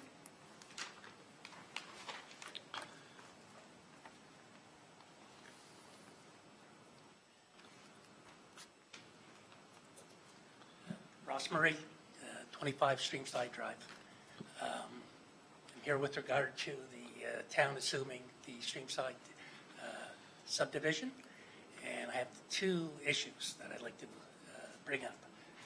The first issue is that outside my house I have 2 cracks in the curb outside my residence. My understanding is that, and I've been told that the developer was supposed to correct these before the town assumes them. So I'm here to tell you that they haven't corrected the problem. So I'll leave it up to you to decide what you want to do. The second issue is a drainage issue. I am the first house going into Streamside Drive on the left. There are 4 houses behind me, and the grading goes up for my house. There are also 2 houses on the circle behind me that back onto the Streamside houses as well. The issue that I have is that all the backyard drainage goes to between the houses. There's a fault line, there's a swale. And what happens when we get heavy rains is I get a stream that comes down from the top down. See, I'm the last house on the property. It comes down through my property, and I have a stream running through my backyard, which, depending on how much rain you get, it lasts 3, 4, 5 days. In the spring, I cannot cut that part of my backyard till late May, because with the snow runoff and the typical rain you get in the spring, what have you. I guess my issue is I don't know why the developer, when they set up the grading that way, they didn't put in a proper drainage system between the houses. So when the water runs down to the property lines, there should have been a swale. We've been tiles underneath, so the water just seeped down, and then I wouldn't have an issue. So that is my concern with the town assuming. And I'll leave it with you to decide what you want to do with it. Thank you. Thank you, Mr. Mayor. Do we want to entertain any further discussion about that, or will we wait till it comes up later on? Okay, great, okay, thank you. Are there any other members of the public who wish to speak to anything on the agenda tonight? Seeing none, we will move on then to consent agenda items. There are 3 items on the consent agenda. Recommendation report number PD-006-19, testamentary lots. Concession 1, Gainsborough, Township of West Lincoln, Fred Kaplan. Number 2, information report number PD-009-19, Heritage Committee year-end report. And number 3, the information report PD-003-19, an update relating to residential lot inventory for the Smithville settlement area and compliance analysis with the Places to Grow plan for the Greater Golden Horseshoe as implemented by RPPA 2-2009. So the recommendation is that the Planning, Building, Environmental Committee hereby approves the following consent agenda items. Number 1, item 1B, and is hereby received, and the recommendations contained therein adopted. And 2, items 2 and 3B, and are hereby received for information, with the exception of items. Is there anybody wishing to move that for us? We need a mover and a seconder. Mayor Billsma and Councilor Trombetta. Nobody wants to pull an item, so I will ask then all in favor. Okay, and that motion carries. Thank you. Okay, there are no communications tonight, and so we'll move to staff reports. Item P07-19, Director of Planning and Building, Mr. Treble. Report number PD-004-19, an information report on the urban boundary expansion, municipal comprehension review status report, and next steps, Township of West Lincoln. So the recommendation is that report PD-004-19 regarding urban boundary expansion, municipal comprehension review, status report, and next steps, Township of West Lincoln, dated January 14, 2019, be received. And 2, that it is understood that the study area as presented at attachment 1 to this report will be the area under construction for the urban boundary expansion study project. I need a mover. Mayor Billsma and a seconder, Councilor Cody. Any questions or comments on that? And all in favor? Okay, that motion carries.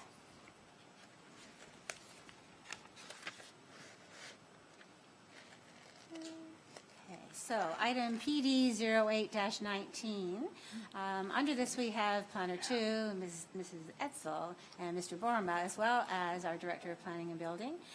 Report number PD-00719, there's a recommendation report and the changes to the marijuana/cannabis zoning provisions. The recommendation is that, 1, that report PD-007-19 regarding changes to the marijuana zoning provisions dated January 14, 2019 be received, and 2, that section 34 subsection 17 of the Planning Act apply, and that no further public meeting is required, and 3, that zoning bylaw amendment 1601-008-18 option B submitted by the Township of West Lincoln be approved, and 4, that a further recommendation report be presented at a future Planning, Building, Environmental Committee meeting to present a revised option A once all agency and public comments have been received and reviewed. So I need a mover for that. Councillor Jonker and Councillor Bill, Councillor, you're sitting in my seat. Mayor Bill's a seconder. Okay, any comments or questions further to what we've already had? No, seeing no further comments or questions, all those in favor? And that motion carries. Okay, C, item P09-19, again, Planner 1, Alexa Cooper, and Director of Planning and Building, Brian Treble.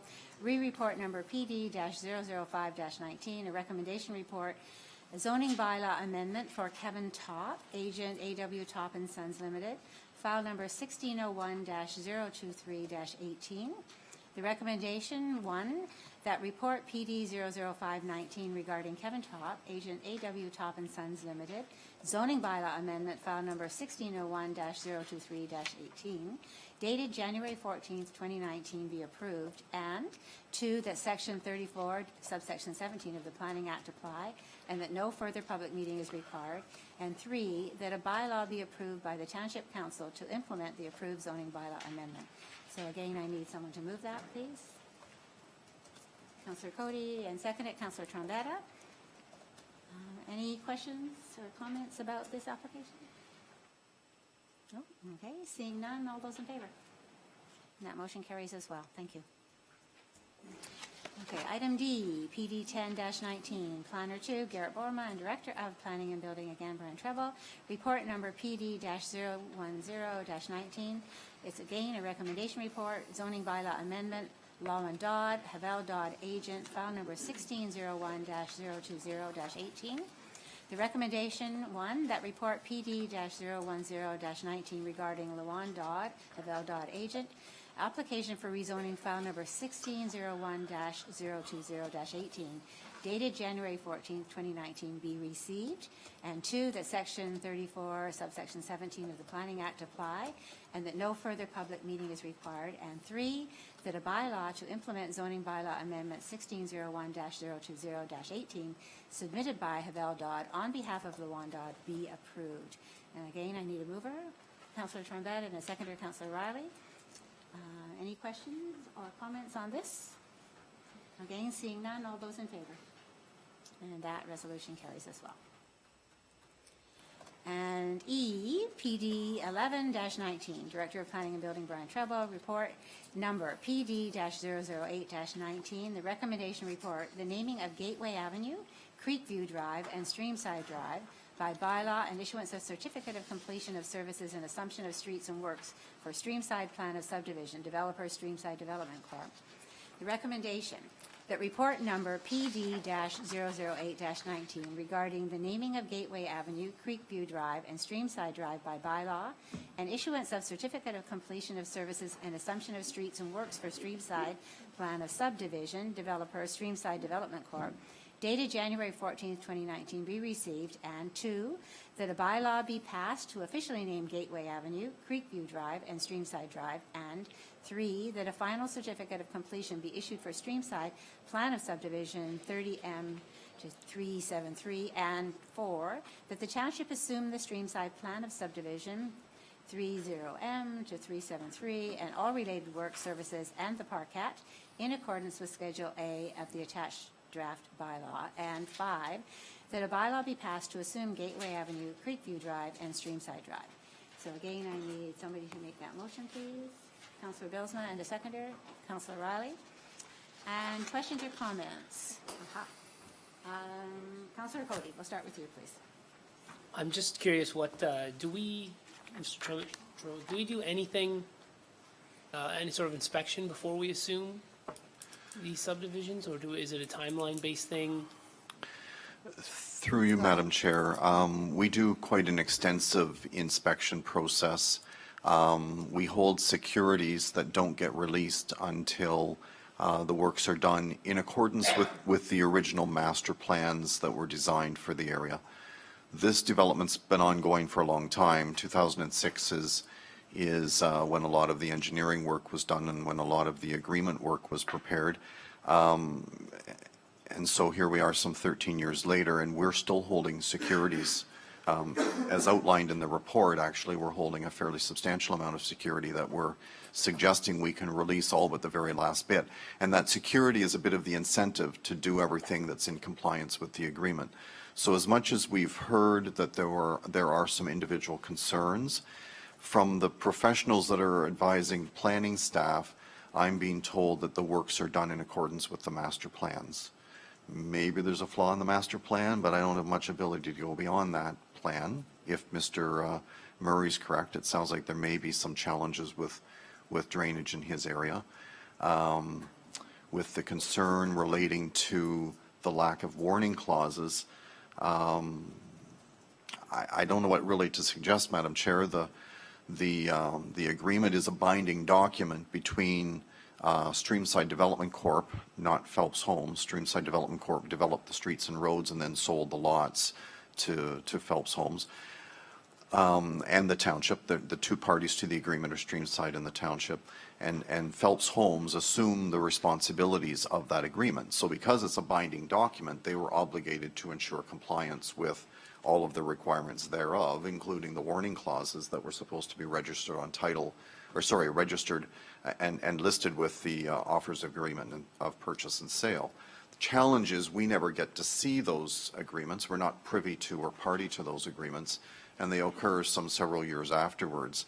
Back at the time this was first brought to the attention of the township by Mr. Kozak in 2017, we indicated to Mr. Kozak then, and I think he paraphrases actually some of my comments in some email communication that was going on today, that really it's now sort of a private issue between the landowners and Phelps Homes. I have actually in front of me a legal opinion from Mr. Richardson, who we've dealt with a bit tonight, who advises of the same thing to the Ontario Ombudsman's Office back in 2017. So we even had the Ombudsman's Office involved in some discussions around this. So I feel for them that it wasn't done. I don't know why Phelps didn't abide by the agreement. I suppose we could go to them now and say, you know, shame on you. I don't know what we can do beyond that at this point. It's a little late in the process, but those are my preliminary thoughts, and we can go from there. Thank you. I'm particularly concerned with the drainage issue. That's an issue we're going to assume if it's something like a drainage issue, like what you see on the surface can be minor in comparison to the actual full broad issue. So do we have any kind of recourse where we can look into the drainage issue further before assuming? Through you, Madam Chair, as it sits right now, we have a professional opinion from Phelps Engineer advising that they have done the works in compliance with the master drainage plan.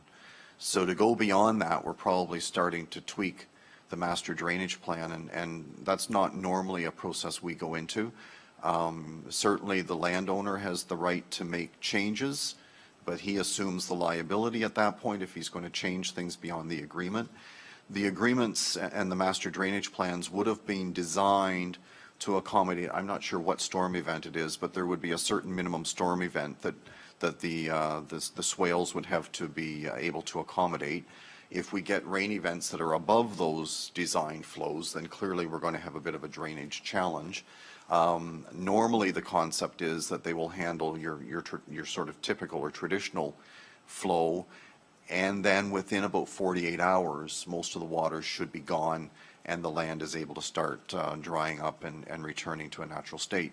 The one challenge we have, and it happens everywhere in Smithville, the clay doesn't allow for much saturation into the ground. So we have a lot of surface flow, especially if the waters are coming down quickly, because they just can't saturate the ground or seep into the ground. They saturate the top level and get no further. As I sit here tonight, I have no way of suggesting that there's a solution, because I just haven't had time to go out and do any investigating ourselves. I'm told we're in compliance. That's where I'm at. Okay. Councillor Riley? Thank you. Through you, Madam Chair, to Mr. Treble there. I actually got a chance to go out today and check a couple of the residents there myself, and I can say, as much as I guess we're going by everything by the original master plan, I guess my question is, I believe the master plan was probably like flawed from the beginning. And that being the case, we have about 30 to 40 condominium homes over there that are going to be struggling with this issue for, oh my goodness, probably the lifetime of those homes. The land itself, as much as the Phelps has tried to correct it, in some instances I think they've made it worse. There's literally between one home, there's literally a creek they've dug out, and it still hasn't solved it because it starts to go upward towards the sidewalk.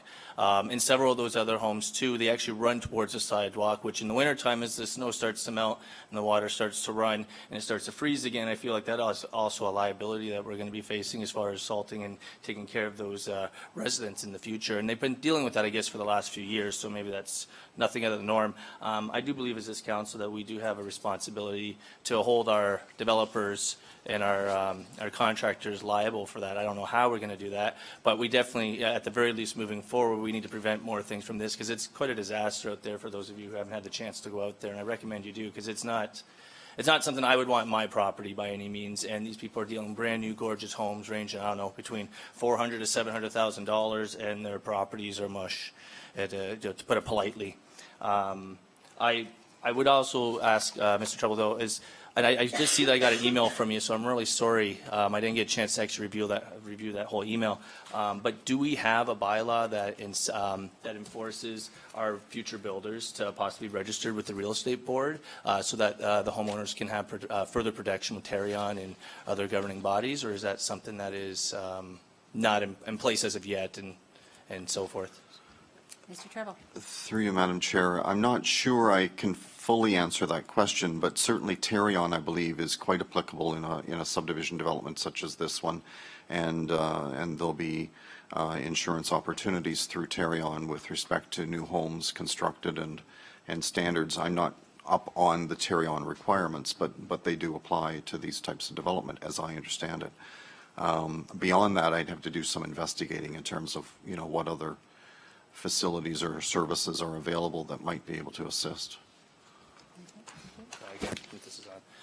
Just to let you know, the homeowner has indicated to me when I met with them that they do not comply with Tarion, and so that's been their struggle. They've been dealing with this for a few years, and sorry, my notes are a little out of order here, so I could, if I had a little bit more organized, I guess I could give you more specific, but I would be very interested if we could consider in the future coming up with some kind of bylaw that kind of gives our residents a little bit more protection, and I guess policing that element of our future builders and developers. And obviously we have some really good developers in our community, and some that we hear more complaints than others, and unfortunately that's just how it goes. But I think we have that responsibility to correct this while we can.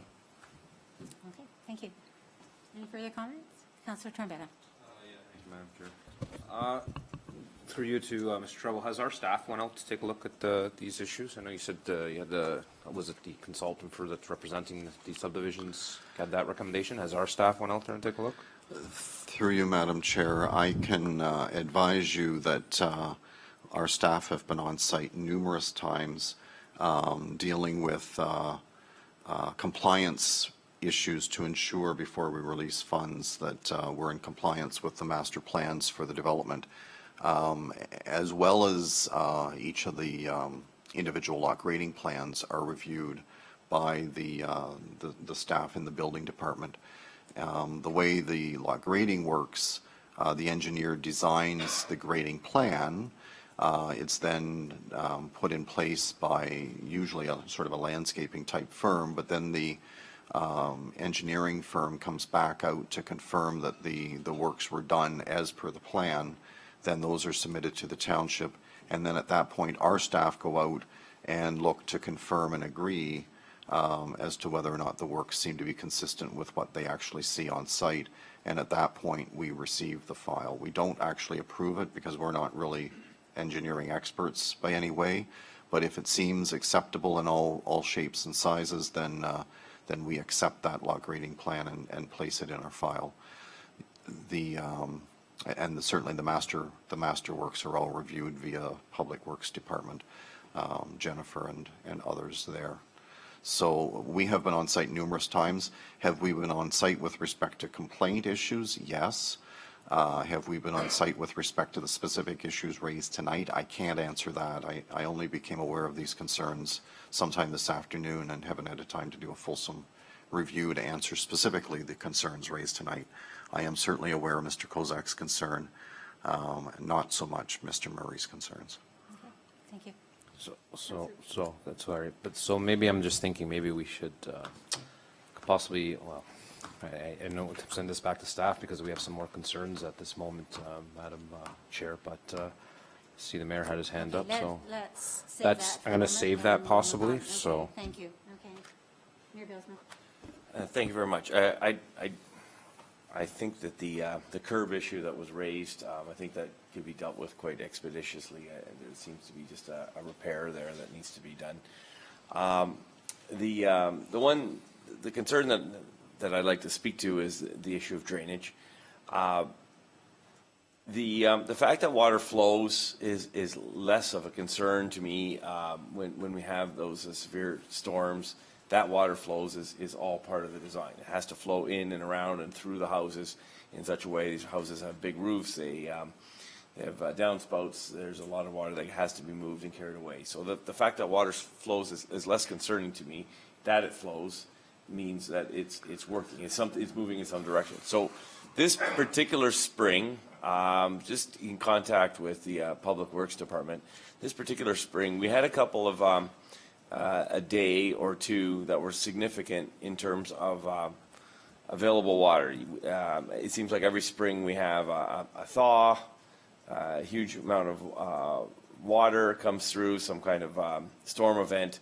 And I think that this spring in particular, there was one or two events across a period of about 7 days where we had really a significant amount of water.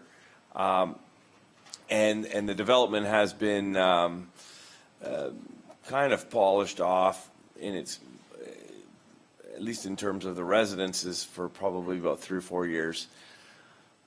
Just a general question, have we heard or received any complaints of, like, ultimately this is all driven by flooded basements and those kinds of things. That water flows is a fact of life, but ultimately we want to make sure we protect the residents. And so just wondering if we've ever had any kind of complaints at the town that there's been major backups or anything of that sort. Is there anything on record? Through you, Madam Chair, Please. I haven't had chance to do any investigating before now with respect to this particular question. I can say, though, I do recall a few years ago there were some concerns about water on the road that wasn't getting away quick enough.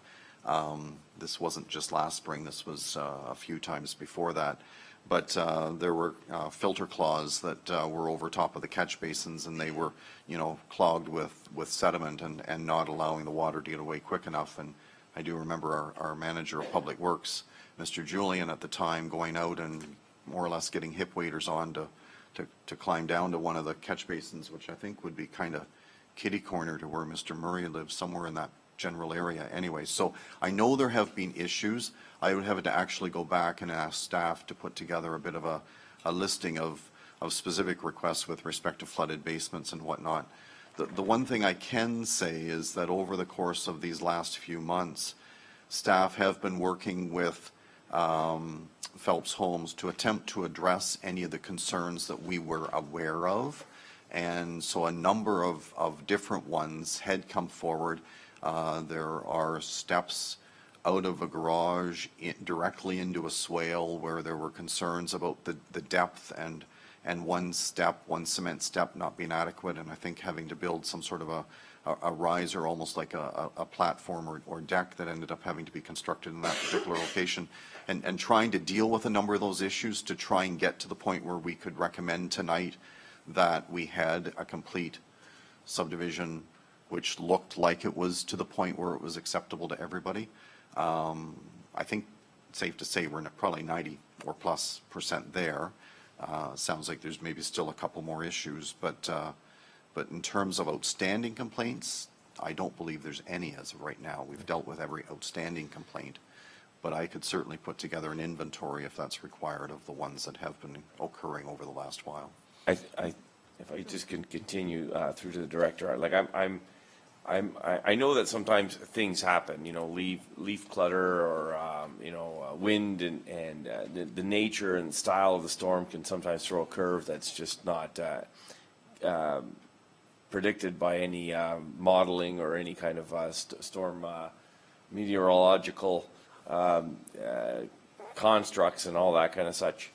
I'm just, you know, in practicality, at the end of the day, it's you know, there are regions in the region, areas in the region that regularly flood basements and back up, and there are systemic problems in those areas. I think of Beamsville having a number. Some of it was due to construction, and some of it was due to faulty design. So I just want to make sure that we understand that we generally speaking don't see systemic problem. I understand filter cloth over a catch basin. That's clearly a violation of the way that was supposed to go. I mean, it could have been a dog food bag or something clogging, and so we understand that generally speaking. So as long as that's the thing. We're not engineers, or we trust the engineers that they know how to use a level property and water doesn't flow uphill. I guess the last thing that I kind of wanted to stay with respect to and that's dealing with the issue of a whistle, the train whistle. Like I know where Mr. Kozak lives. I know where Mr. Murray lives. I know where Streamside is with respect to the tracks. I live closer, as a crow flies, to the track. I live by a level crossing, so I get that whistle too. It's a regular complaint of the entire urban boundary of Smithville and anything along that tracks. I'm sure I can find a lot of witnesses who can say that sometimes I think the guy's just angry that he has to work late at 2 o'clock in the morning. Either he hung himself on the cord or I don't know, but he has it going for the entire length that he's going through our municipality. So maybe he's just angry that he has to be up while we're all sleeping. Nevertheless, that is a regular complaint. It is.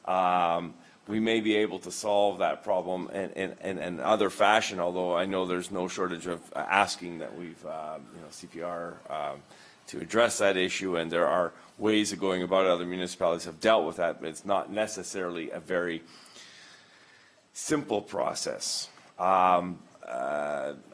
It is one of those things that is part of the preeminent domain of what life in Smithville has always existed with. As far as I know, the TH&B has always come through the town at least since 1909 or something like that. But I recognize it as an issue. I don't think that we can solve it in this agreement here tonight. If there's a disclosure issue, and I do agree with what the staff is saying, that's predominantly between Mr. Kozak, who raised the issue, and Phelps, ultimately. But so we've talked about the drainage issue. I think that's one that's definitely in our purview. The last question I wanted to just ask quickly: is there any reason that Mr. Murray, Mr. Ross Murray, would have, because of the construction that's happening just due north of him? Is there any way that is affecting the drainage on Mr. Murray's property in the short term, or are they I think there's quite a swale in between the two properties. I just want to, Mr. Murray is even shaking his head. it's, saying no. okay, there's a sufficient distance between the current, No, it doesn't, it's not an issue at all. okay. Actually, there's an easement In between you. beside There my is the property easement, yeah. where all this drainage goes to. Yeah. Right, okay. So it's one that's, is it coming- the swale that's coming along the back of your property? That's right. Ah, okay. From the south. Yeah, from the ones around the corner from the cul-de-sac. So and all the drainage from all the houses come down, and come through my property into the easement. All right. And that's yeah, the no. issue. Okay. The Yep. houses back And the behind issue you. is the volume of it when it comes down.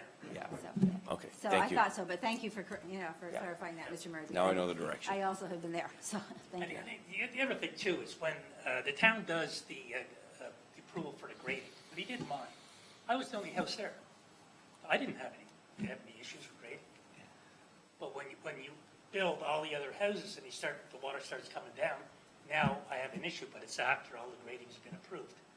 So yeah, the town did your job when they needed to, but after the fact, that's when I had the issue. All right, so Thank thank you you very both. much for that. You finished? I'm Mayor done Belsman? for Okay, now. so I had Councillor Trombetta next. Are you ready? Okay, then Councillor Riley. Yeah, so I just wanted to mention just one more thing. I won't keep beating this along here, but if you actually go down, oh my goodness, I believe it's Gateway, you'll see about every other house, if not every house, has about from their back fence there, so where their, I guess their backyard begins, sorry, up to almost the boulevard, just layered with potato rocks. It's not exactly the, I don't know, the picket white fence, green yard you kind of imagine for a neighborhood that's relatively brand new, like 4 years old, I think I heard there. So if you guys get a chance, you could drive by, you could see this is not just a couple isolated situations. Like this is a whole like epidemic in that entire community there, in that entire subdivision, that I think the residents, some of them have just given up and they've just adapted to just throwing rock on the side of their property, which isn't exactly, I don't know, the easiest thing to walk on if you want to get between your house, or if you have kids running around or anything like that. And it's, you know, it's an all right solution, but I personally wouldn't want that beside my place. And then just to lastly comment just on Mr. Murray there, I do believe what he was talking about is like I think people are trying to come up with their own solutions in their own backyards to deal with drainage, and as a result, they're probably throwing down potato rock as well, which is, you know, just creating a little bit more of that runoff for him, which is why he said in the wintertime there, not so much wintertime, the springtime, it's about 3 to 4 feet off his fence, just width-wise for about almost the width of his yard there, and his width of his yard's got to be, I don't know, at least 45, 60 feet or so. So if that kind of paints a picture, that's what he's dealing with, and I don't even know. I'm sure if we investigate it, we'll find there's more issues going each neighbor over. But anyways, I just wanted to make that noted. Thank you. And Councillor Cody, you wanted to speak? Yeah, I just, through you, Madam Chairman, what would be the process if we were to decide not to assume this subdivision at this time? What would we do moving forward? Mr. Trevor. Madam Chair, I think perhaps if and I think Councillor Trombetta is pondering it, if it's referred back to staff, I can certainly have public works staff and planning staff and building staff take a look at some of the issues that have been raised. But a couple of things I want to put on the table, to be quite blunt. Some of the rock that's been done, I believe, has been done because Phelps Homes has gone back in and done additional work beyond the plan. French drains and things like that between neighbors, I know has been something that's been happening on, forgive me, I'm not going to have the name right, but the road that runs sort of parallel to Highway 20, is that Gateway? So I know that Phelps has worked with some of the property owners in the swales to do French drains and stuff like that. So it's possible that some of that rock that you see is because that was part of the solution, not part of the original design.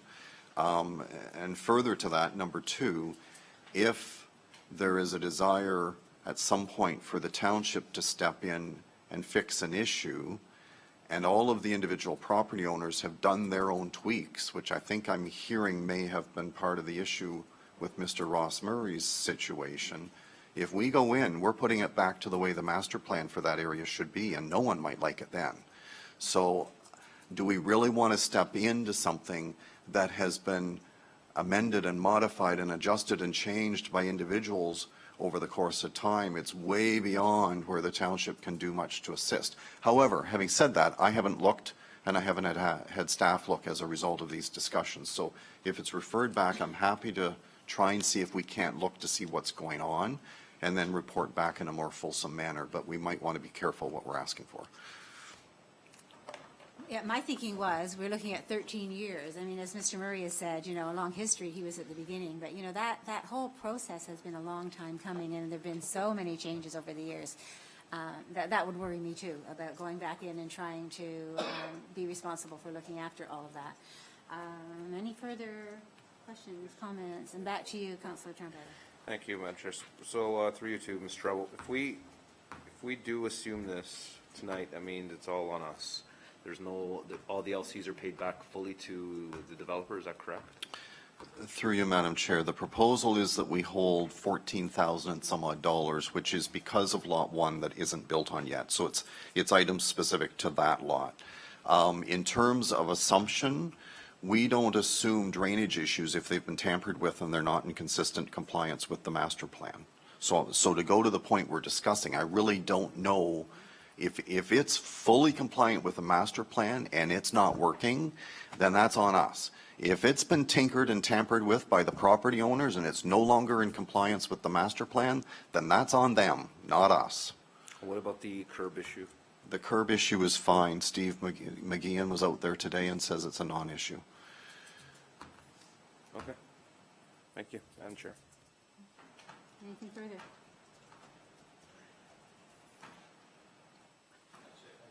Okay, one more kick at the can. Councillor Riley. So through you, Madam Chair, so you're saying that, I guess, if I understand correctly at this point, sorry to Mr. Treble, that we go, but you have you guys go back, look at it, and you decide, or you determine it is, you know, whether the homeowner has tinkered with it, so it's, as a result, it's not compliant to what has been set by Phelps. And so that being the case, for the homeowners who haven't dealt with it, but are just kind of bearing through and living with the issues surrounding it, is there, and I don't even know if this is the right question to ask, but is there, other than, I guess, them just getting a lawyer and going after, I guess, the developer, that there's nothing the town can really do to help, I guess, mediate that? Like, I feel like us being able to kind of, I was kind of hoping, I guess, sorry, by us kind of questioning this and at least having you guys go back and delaying the payment would help send a message to this builder that, you know, our residents aren't happy, we're not happy, and hoping that it will help open up dialogue. Because from what I understand, like, Phelps has no interest in helping these guys out. They've tried. I've been showing emails where they basically been told, tough luck, you know, it is what it is, and you gotta, you know, deal with it. And so that's my uncomfortableness with the whole thing, is I feel like, you know, we've set the thing, I've set the rules, and then they've, I guess, originally there was a Streamside Corporation originally did the, I guess, the planning, and then Phelps came in after the fact and they did the developing, and then as a result, they're basically saying, well, they did that and that's fine or whatever. They're kind of like playing, I think, us against the resident, and I feel like at some point we need to figure out how we can join forces with the resident and battle this, because I don't know, like, I understand what you're saying. I just feel like I don't like feeling hopeless for our residents, because I feel like if we do one thing, it's not going to resolve it. We do another, it's the same result. So I guess I'm just looking for clarification. Sorry. Through you, Madam Chair, a couple of thoughts. First, I think anyone that knows me knows that my goal is to try and facilitate where I can, and if there's assistance I can offer, I'm happy to do so, and I'm happy to get my staff to do so. None of us are engineers, though, and that becomes the challenge, right? Sending my staff in to take a look at a situation, it's how good your eye is at the situation, and some days I think my eyes don't do it very good justice. So, you know, we can attempt. I'm happy to do what we can. Having said that, though, here's the complication. The agreement and the security deposit that we're holding is with Streamside Development Corporation, because that was the developer who signed the agreement with us. I am not holding any security of Phelps Homes, so I don't think that gives us much leverage. That's the trick in this whole process. Phelps Homes is bound by the agreement. They're obligated to ensure compliance with the agreement, but our securities are with somebody else. And that's just the nature of the beast of how that development unfolded. And I think for those of us who lived here long enough, we were aware that it was begun under one company and then followed through. So some of the people, just by way of Councillor Riley in particular, who's new, that really is a point to take into consideration, in fact, who you're dealing with in terms of the holdback and who it is that has built the homes. And so it is a conundrum, definitely. We've dealt in our own survey, which is much, much older, with people who have made tweaks to the swales in their backyards that have resulted in a Lake Gannan and a Lake Johnson. And we have a few of those in our backyards that we've had to pay to have dealt with over the years. But it's because of subsequent owners or people who come in and put in pools. So as soon as Mr. Treble said, people start tweaking their land in any way, shape, or form, deciding that they should take that bump out of the backyard and level it out because it makes for more property or whatever, it affects whatever that original drainage was. And I think that's part of the issue that's been going on here. And it's been such a long time having this built up that many residents have had to fix their own things. And obviously there is a resulting impact on the other neighbors, for sure. There's no question houses like Mr. Murray's were constructed probably before the recession hit. And then there was a lull for a while, and then, things have happened quite quickly in the last 5 years or so, but there was a time in there when things weren't moving too fast. So spread it out over 13 years, it has probably added to a lot of this complication for sure. So I'm at the direction of committee. I'm happy to send staff out to do some investigating to see what we can figure out, but I don't know what the report back and the recommendations might look like. Okay, any further questions, comments? All right, then we've heard the... You're still thinking about what you want to do about that? Well, I'm just kind of torn, right? Because now that you've stated that it's been 13 years and people could have altered the drainage and stuff, our staff can go out there and then come back with the same... but what can they do? And what can they do? We're going to have the same result come back to us in a month. So, that's where I'm torn in that sense, and if he's telling me that I'm believing our staff that the curb is a non-issue here as well, so I'm just a little bit torn there, so I'll, when it gets called upon, I'll decide then. Thank you, Madam Chair. Okay, thank you. Councillor Cody. I'm with Councillor Charvetta. I'm also a little torn. However, I do, it could come back the same, and it could come back vastly different, and I think the possibility of spending a little bit of money now as opposed to a lot of money later is worth that minor investment now, just to ensure that we're not going to be making a major investment later. Excuse me, Madam Chair. And I'm not disagreeing with Councillor Cody there. I just think that I'm quite sure staff already went out and checked all this prior to this coming on this agenda tonight, right? So I'm thinking if they come back, let's say a month from now, 2 months from now, I don't know what other result they're going to come with, but anyways, go ahead, sorry. Mr. Trevor, Sorry, can you clarify? Just to make it clear, and I think Mr. Murray kind of made this point, we have signed off on each individual lot grading plan, but some of them were several years ago, and some of them were more recent. So at some point in time, they all complied and they were all as they should be. But what do they look like now? That's the question, right? I guess Some of my them question have had is- quite a few years to tinker. Is it the township's, this is my question to you, Mr. Treble, is it the township's responsibility? So we go out and you send staff who you say are only using sort of a bare eye kind of a thing to look at that. Then it's not our responsibility at that point to fix it. And I don't know how you'd go about trying to fix individual drainage issues if they're perceived at this point when they could be quite old. So although I think Councillor Cody's talking about spending money, saving money, it's a fine line here. We can do an analysis, Madam Chair, and certainly try and figure out if it's consistent with the plan that should be applying to that property. But I'm willing to hazard that most of them have backyard fences, and to fix the swales, the backyard fences got to go too. So, this is a big mess. It's a big mess. And I don't know, unless it's the original plan and it's totally failing, then it's probably not our issue. Councillor Jonker. Yeah, just out of interest sake, I quickly Googled the subdivision, and if you count how many pools are in that subdivision now, 13, 14, 15, this does suck for the residents. There's no question about it, but it is out of our hands. I think what's gonna happen is our staff's gonna go out there and look and, yeah, what can we do? Like, there's been so much changes there. Like, the fences are all along the back there. It's out of our hands, is how I feel. I think in a month, we're gonna have the same discussion and have to make a decision that's gonna be what we have to make tonight, what our staff is recommending we do. So I recommend we move on and make this decision. Councillor Cody, last time. Through you, Madam Chairman, how does this property relate to the whole presentation we just listened to with the expansion? Like, if there's a drainage issue there now, are we going to now expand around this existing drainage issue, and how does that work?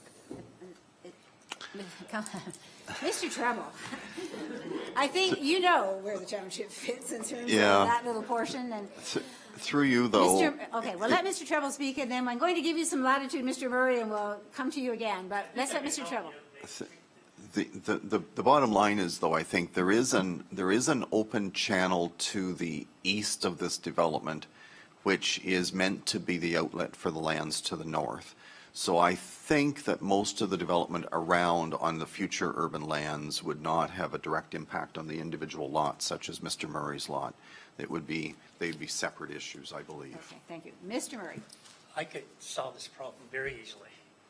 I can correct my problem if I built a proper swale on my property up against the property line, put a weeping tile in it, and let it run out.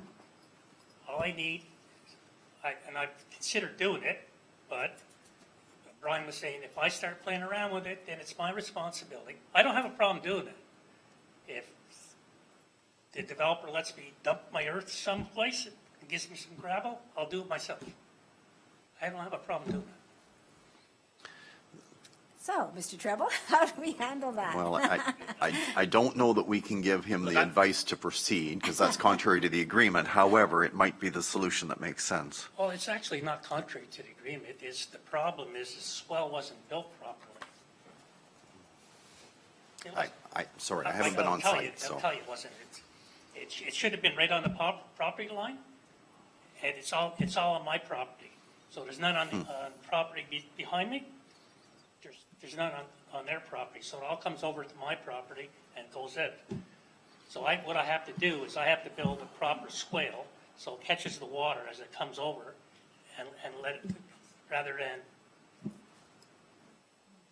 than, so it's an easy fix. If the town doesn't want to do it, the developer doesn't want to do it, I'll do it. I don't have a problem. Is there a way that we can send the developer like a directive of like, hey, like maybe take a survey, or is this completely out of our jurisdiction, our hands? Like, I feel like it's great that Mr. Ross here, Mr. Murray, is willing to do the work himself, but, he's speaking on behalf of himself. There's a lot of residents out there that would, they paid, X amount of dollars for this property, had this vision for it, we're in quite the conundrum here. I just wondering if there's anything we can do. Just to help push that along, I guess. I don't hear anybody else here complaining from that development. Yeah. So. Madam Chair, our directive would be to implement the master plan. Yeah. Yeah, that's what we can do. But what does that mean? I think I hear Mr. Murray saying it means something positive for him, but I don't know. I haven't been out there, so. Okay, Well, so, the master plan would probably set the work. The problem was when they did the actual landscaping, they didn't do it properly. So, yeah, the master plan probably was Okay. fine, but when they actually built the swales between the houses, they didn't do it properly. Madam Chair, can we, And that's basically why, people upstream from me, they were having pooling in their yards, and they corrected it. They had to correct it. okay, so, Just- thank you, Mr. Murray, for that input. We appreciate that very much. And can we call the question, Madam Chair? absolutely, I think we're ready for that. So we have the recommendations. I'm not going to read them again. You have them in front of you. We have a mover and a seconder, and so I am going to ask all those in favor. 3 opposed. Okay, 2 opposed, 3 in favor, so the motion carries.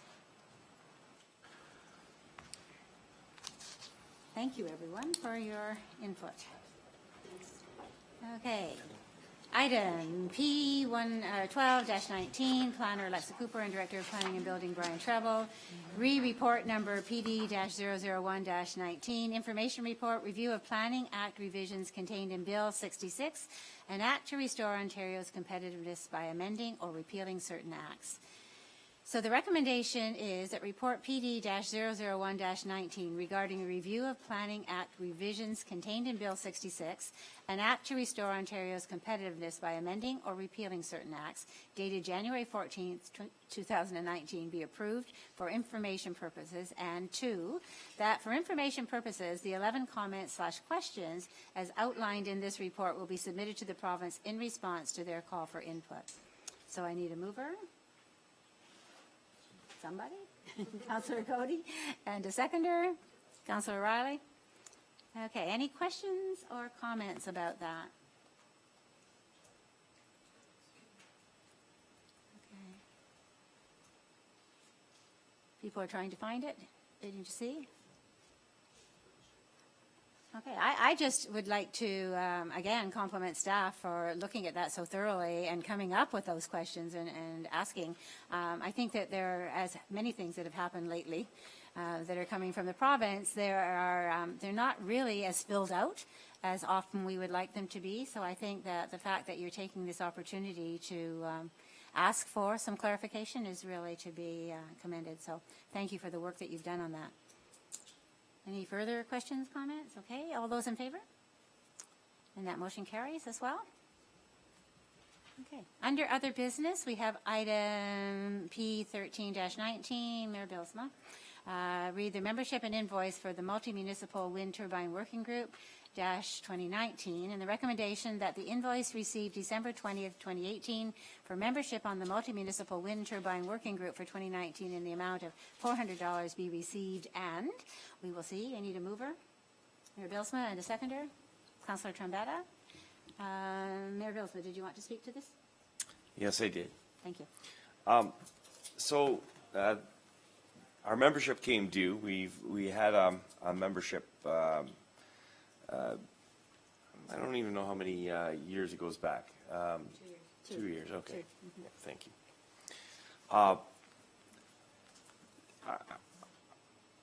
The discussion came up, the effectiveness of the organization and our role in it.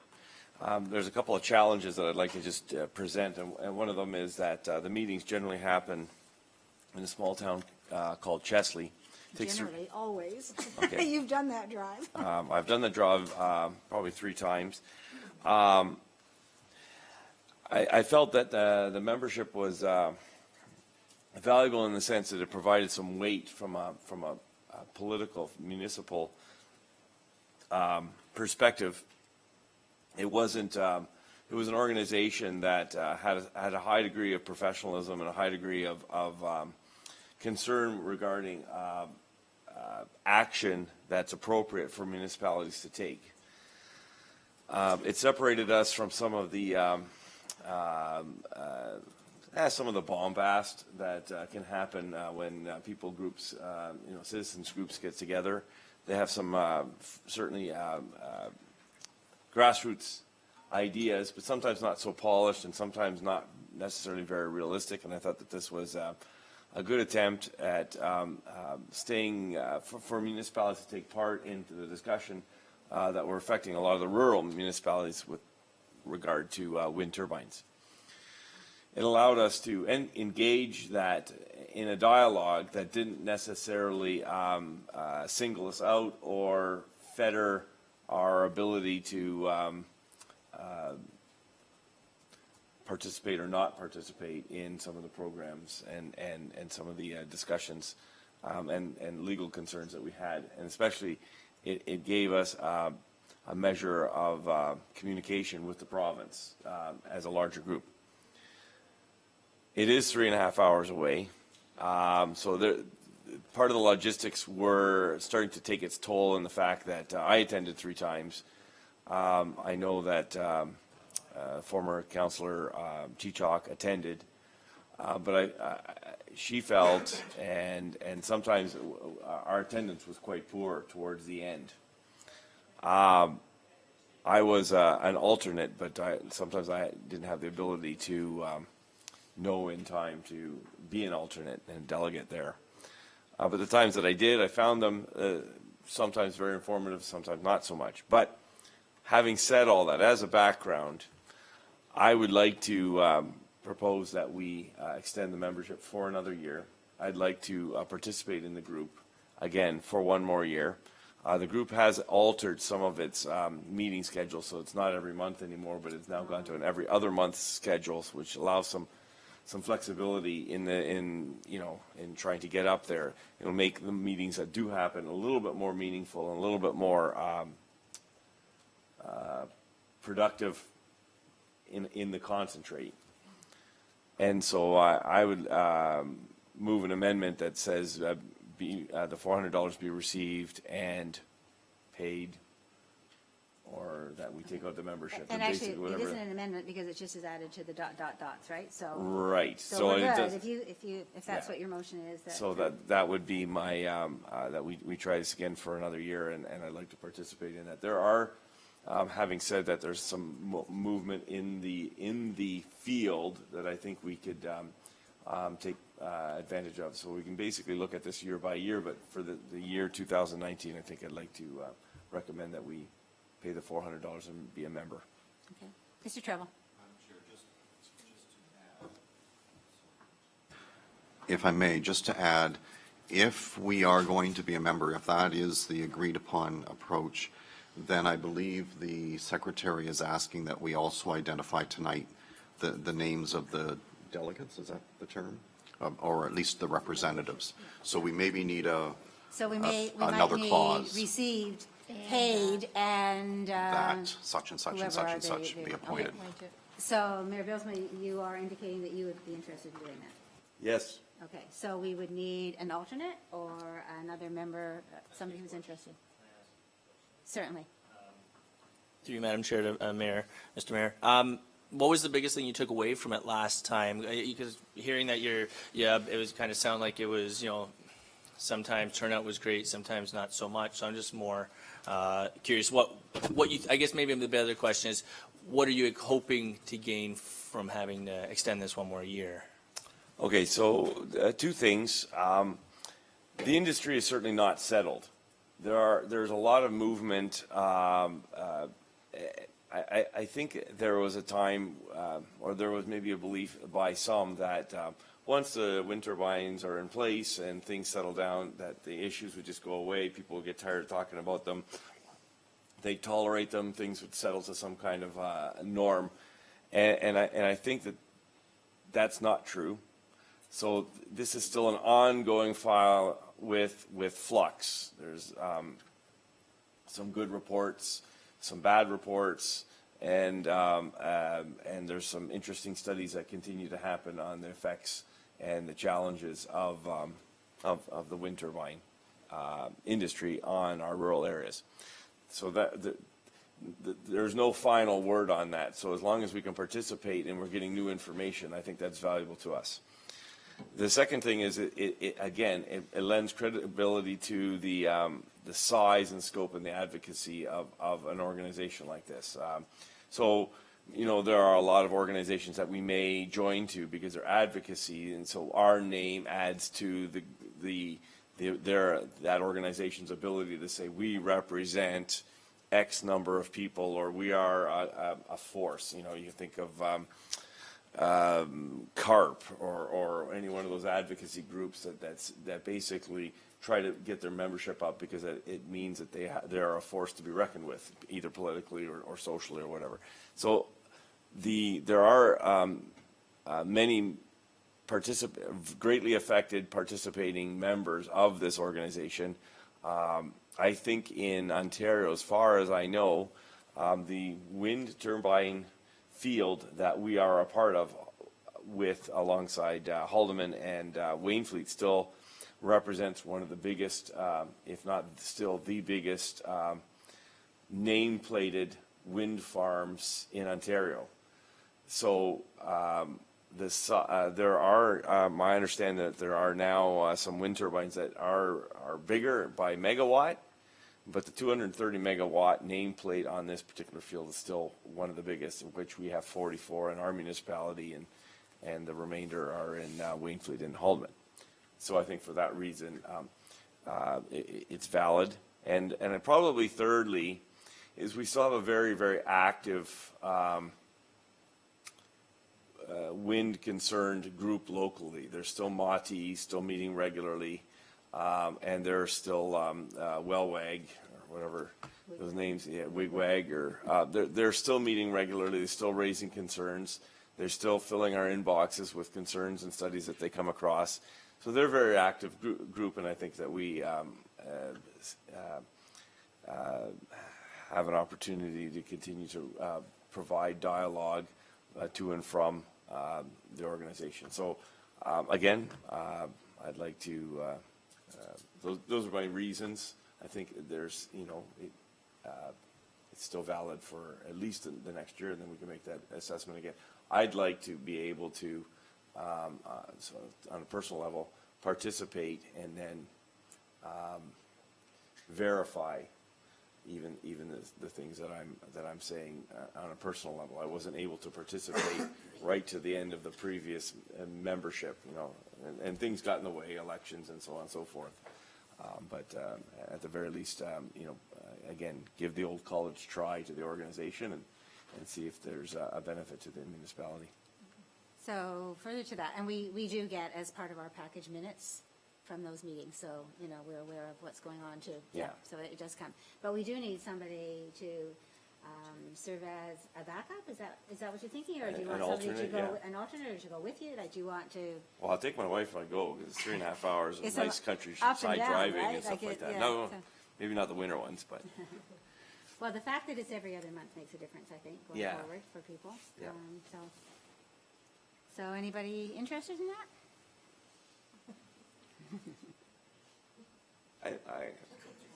Rayner is not here. I was just gonna turn my mic on and say that.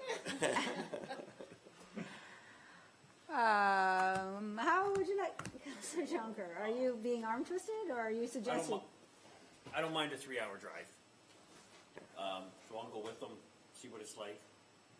Okay, and then potentially be the alternate going forward, or whatever? Yeah, Is sure. that, does that Yes. suit you? Okay, so Mayor Bilsma and Councilor Jonker. Okay, so Elise. If I could just speak up, I wouldn't necessarily want to be an alternate, but I would be interested in attending one of the meetings. Okay. Just if that's. just So to throw maybe that if out somebody there needs some company, or, Yep. Like I I said, can ride in the back seat, like, I'm not. Sleep on the way home. But I would just love to get I don't know, to experience it, just to kind of get a full idea of, what it's and about. again, it's totally flexible, yeah. Okay, do you have an, For sure. Oh, I love it. I love it.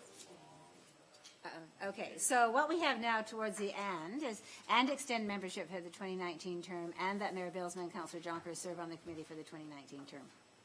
Good. Okay? Thank you. All those in favor? Okay, that motion carries as well. So that leads us to the end, which is item 14-19, members of committee, other business matters of an information nature. So I'm going to go around. Anything, Councilor Trombetta, no? Councilor Riley, no? Okay. Mayor Bilsma, anything further that you'd like to say? Under members of matters of information nature. No, I'm good. Thank you. Councilor Jonker. I'm good. Councilor Cody.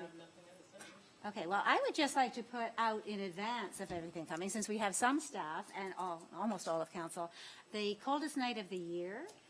We have walked in February, on the last Saturday in February.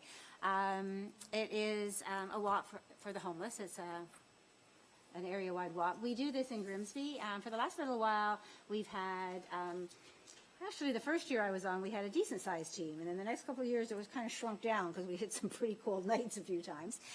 So just tuck that in the back of your head. Registration is ongoing. You may have already received an email and maybe not even known what it was about. If you didn't, I'll be happy to forward you that information through the township. Maybe if I send it to Joanne or to someone and it can be sent out to the others. It's not a long event. It's a really good fundraiser. It's neat to do it as a team and say that we're the West Lincoln team in support of that. And there's a chili tasting afterwards where you vote on your favorite chili. And last year, Mayor Joyner wasn't able to stay, and I got to be a chili judge, which was an interesting thing. But it's a really kind of neat thing to do that's broader than just our own community, but certainly helps those in our community. So just a heads up that that's coming up. I think it's February 23rd. It's a Saturday. Is it a walk or It's a walk. Okay. It's a walk. So it's in Grimsby by the high school, and it's just sort of out and around. It's not a huge long walk. It's often quite chilly though. You could. You could if you wish, but yeah, the rest of us probably will be bundled up to the hilt. So, Ms. Shimi, go ahead. That's not your usual seat. You can't find your microphone. I just wanted to mention that that they are coming next Monday to do their presentation. Oh, good. I didn't on the know that. coldest night of Okay. the year. So, Okay. yes, Thank so you. they will be here. So further information will be provided at Oh, the good. meeting. Thank you very much. I wasn't aware of that, so good. Okay. Anything further from anyone? Ms. Henry, nothing from you tonight? Anybody else have a further comment to make? All right, then, at 9:27, the chair declares this meeting adjourned. Thank you, everybody.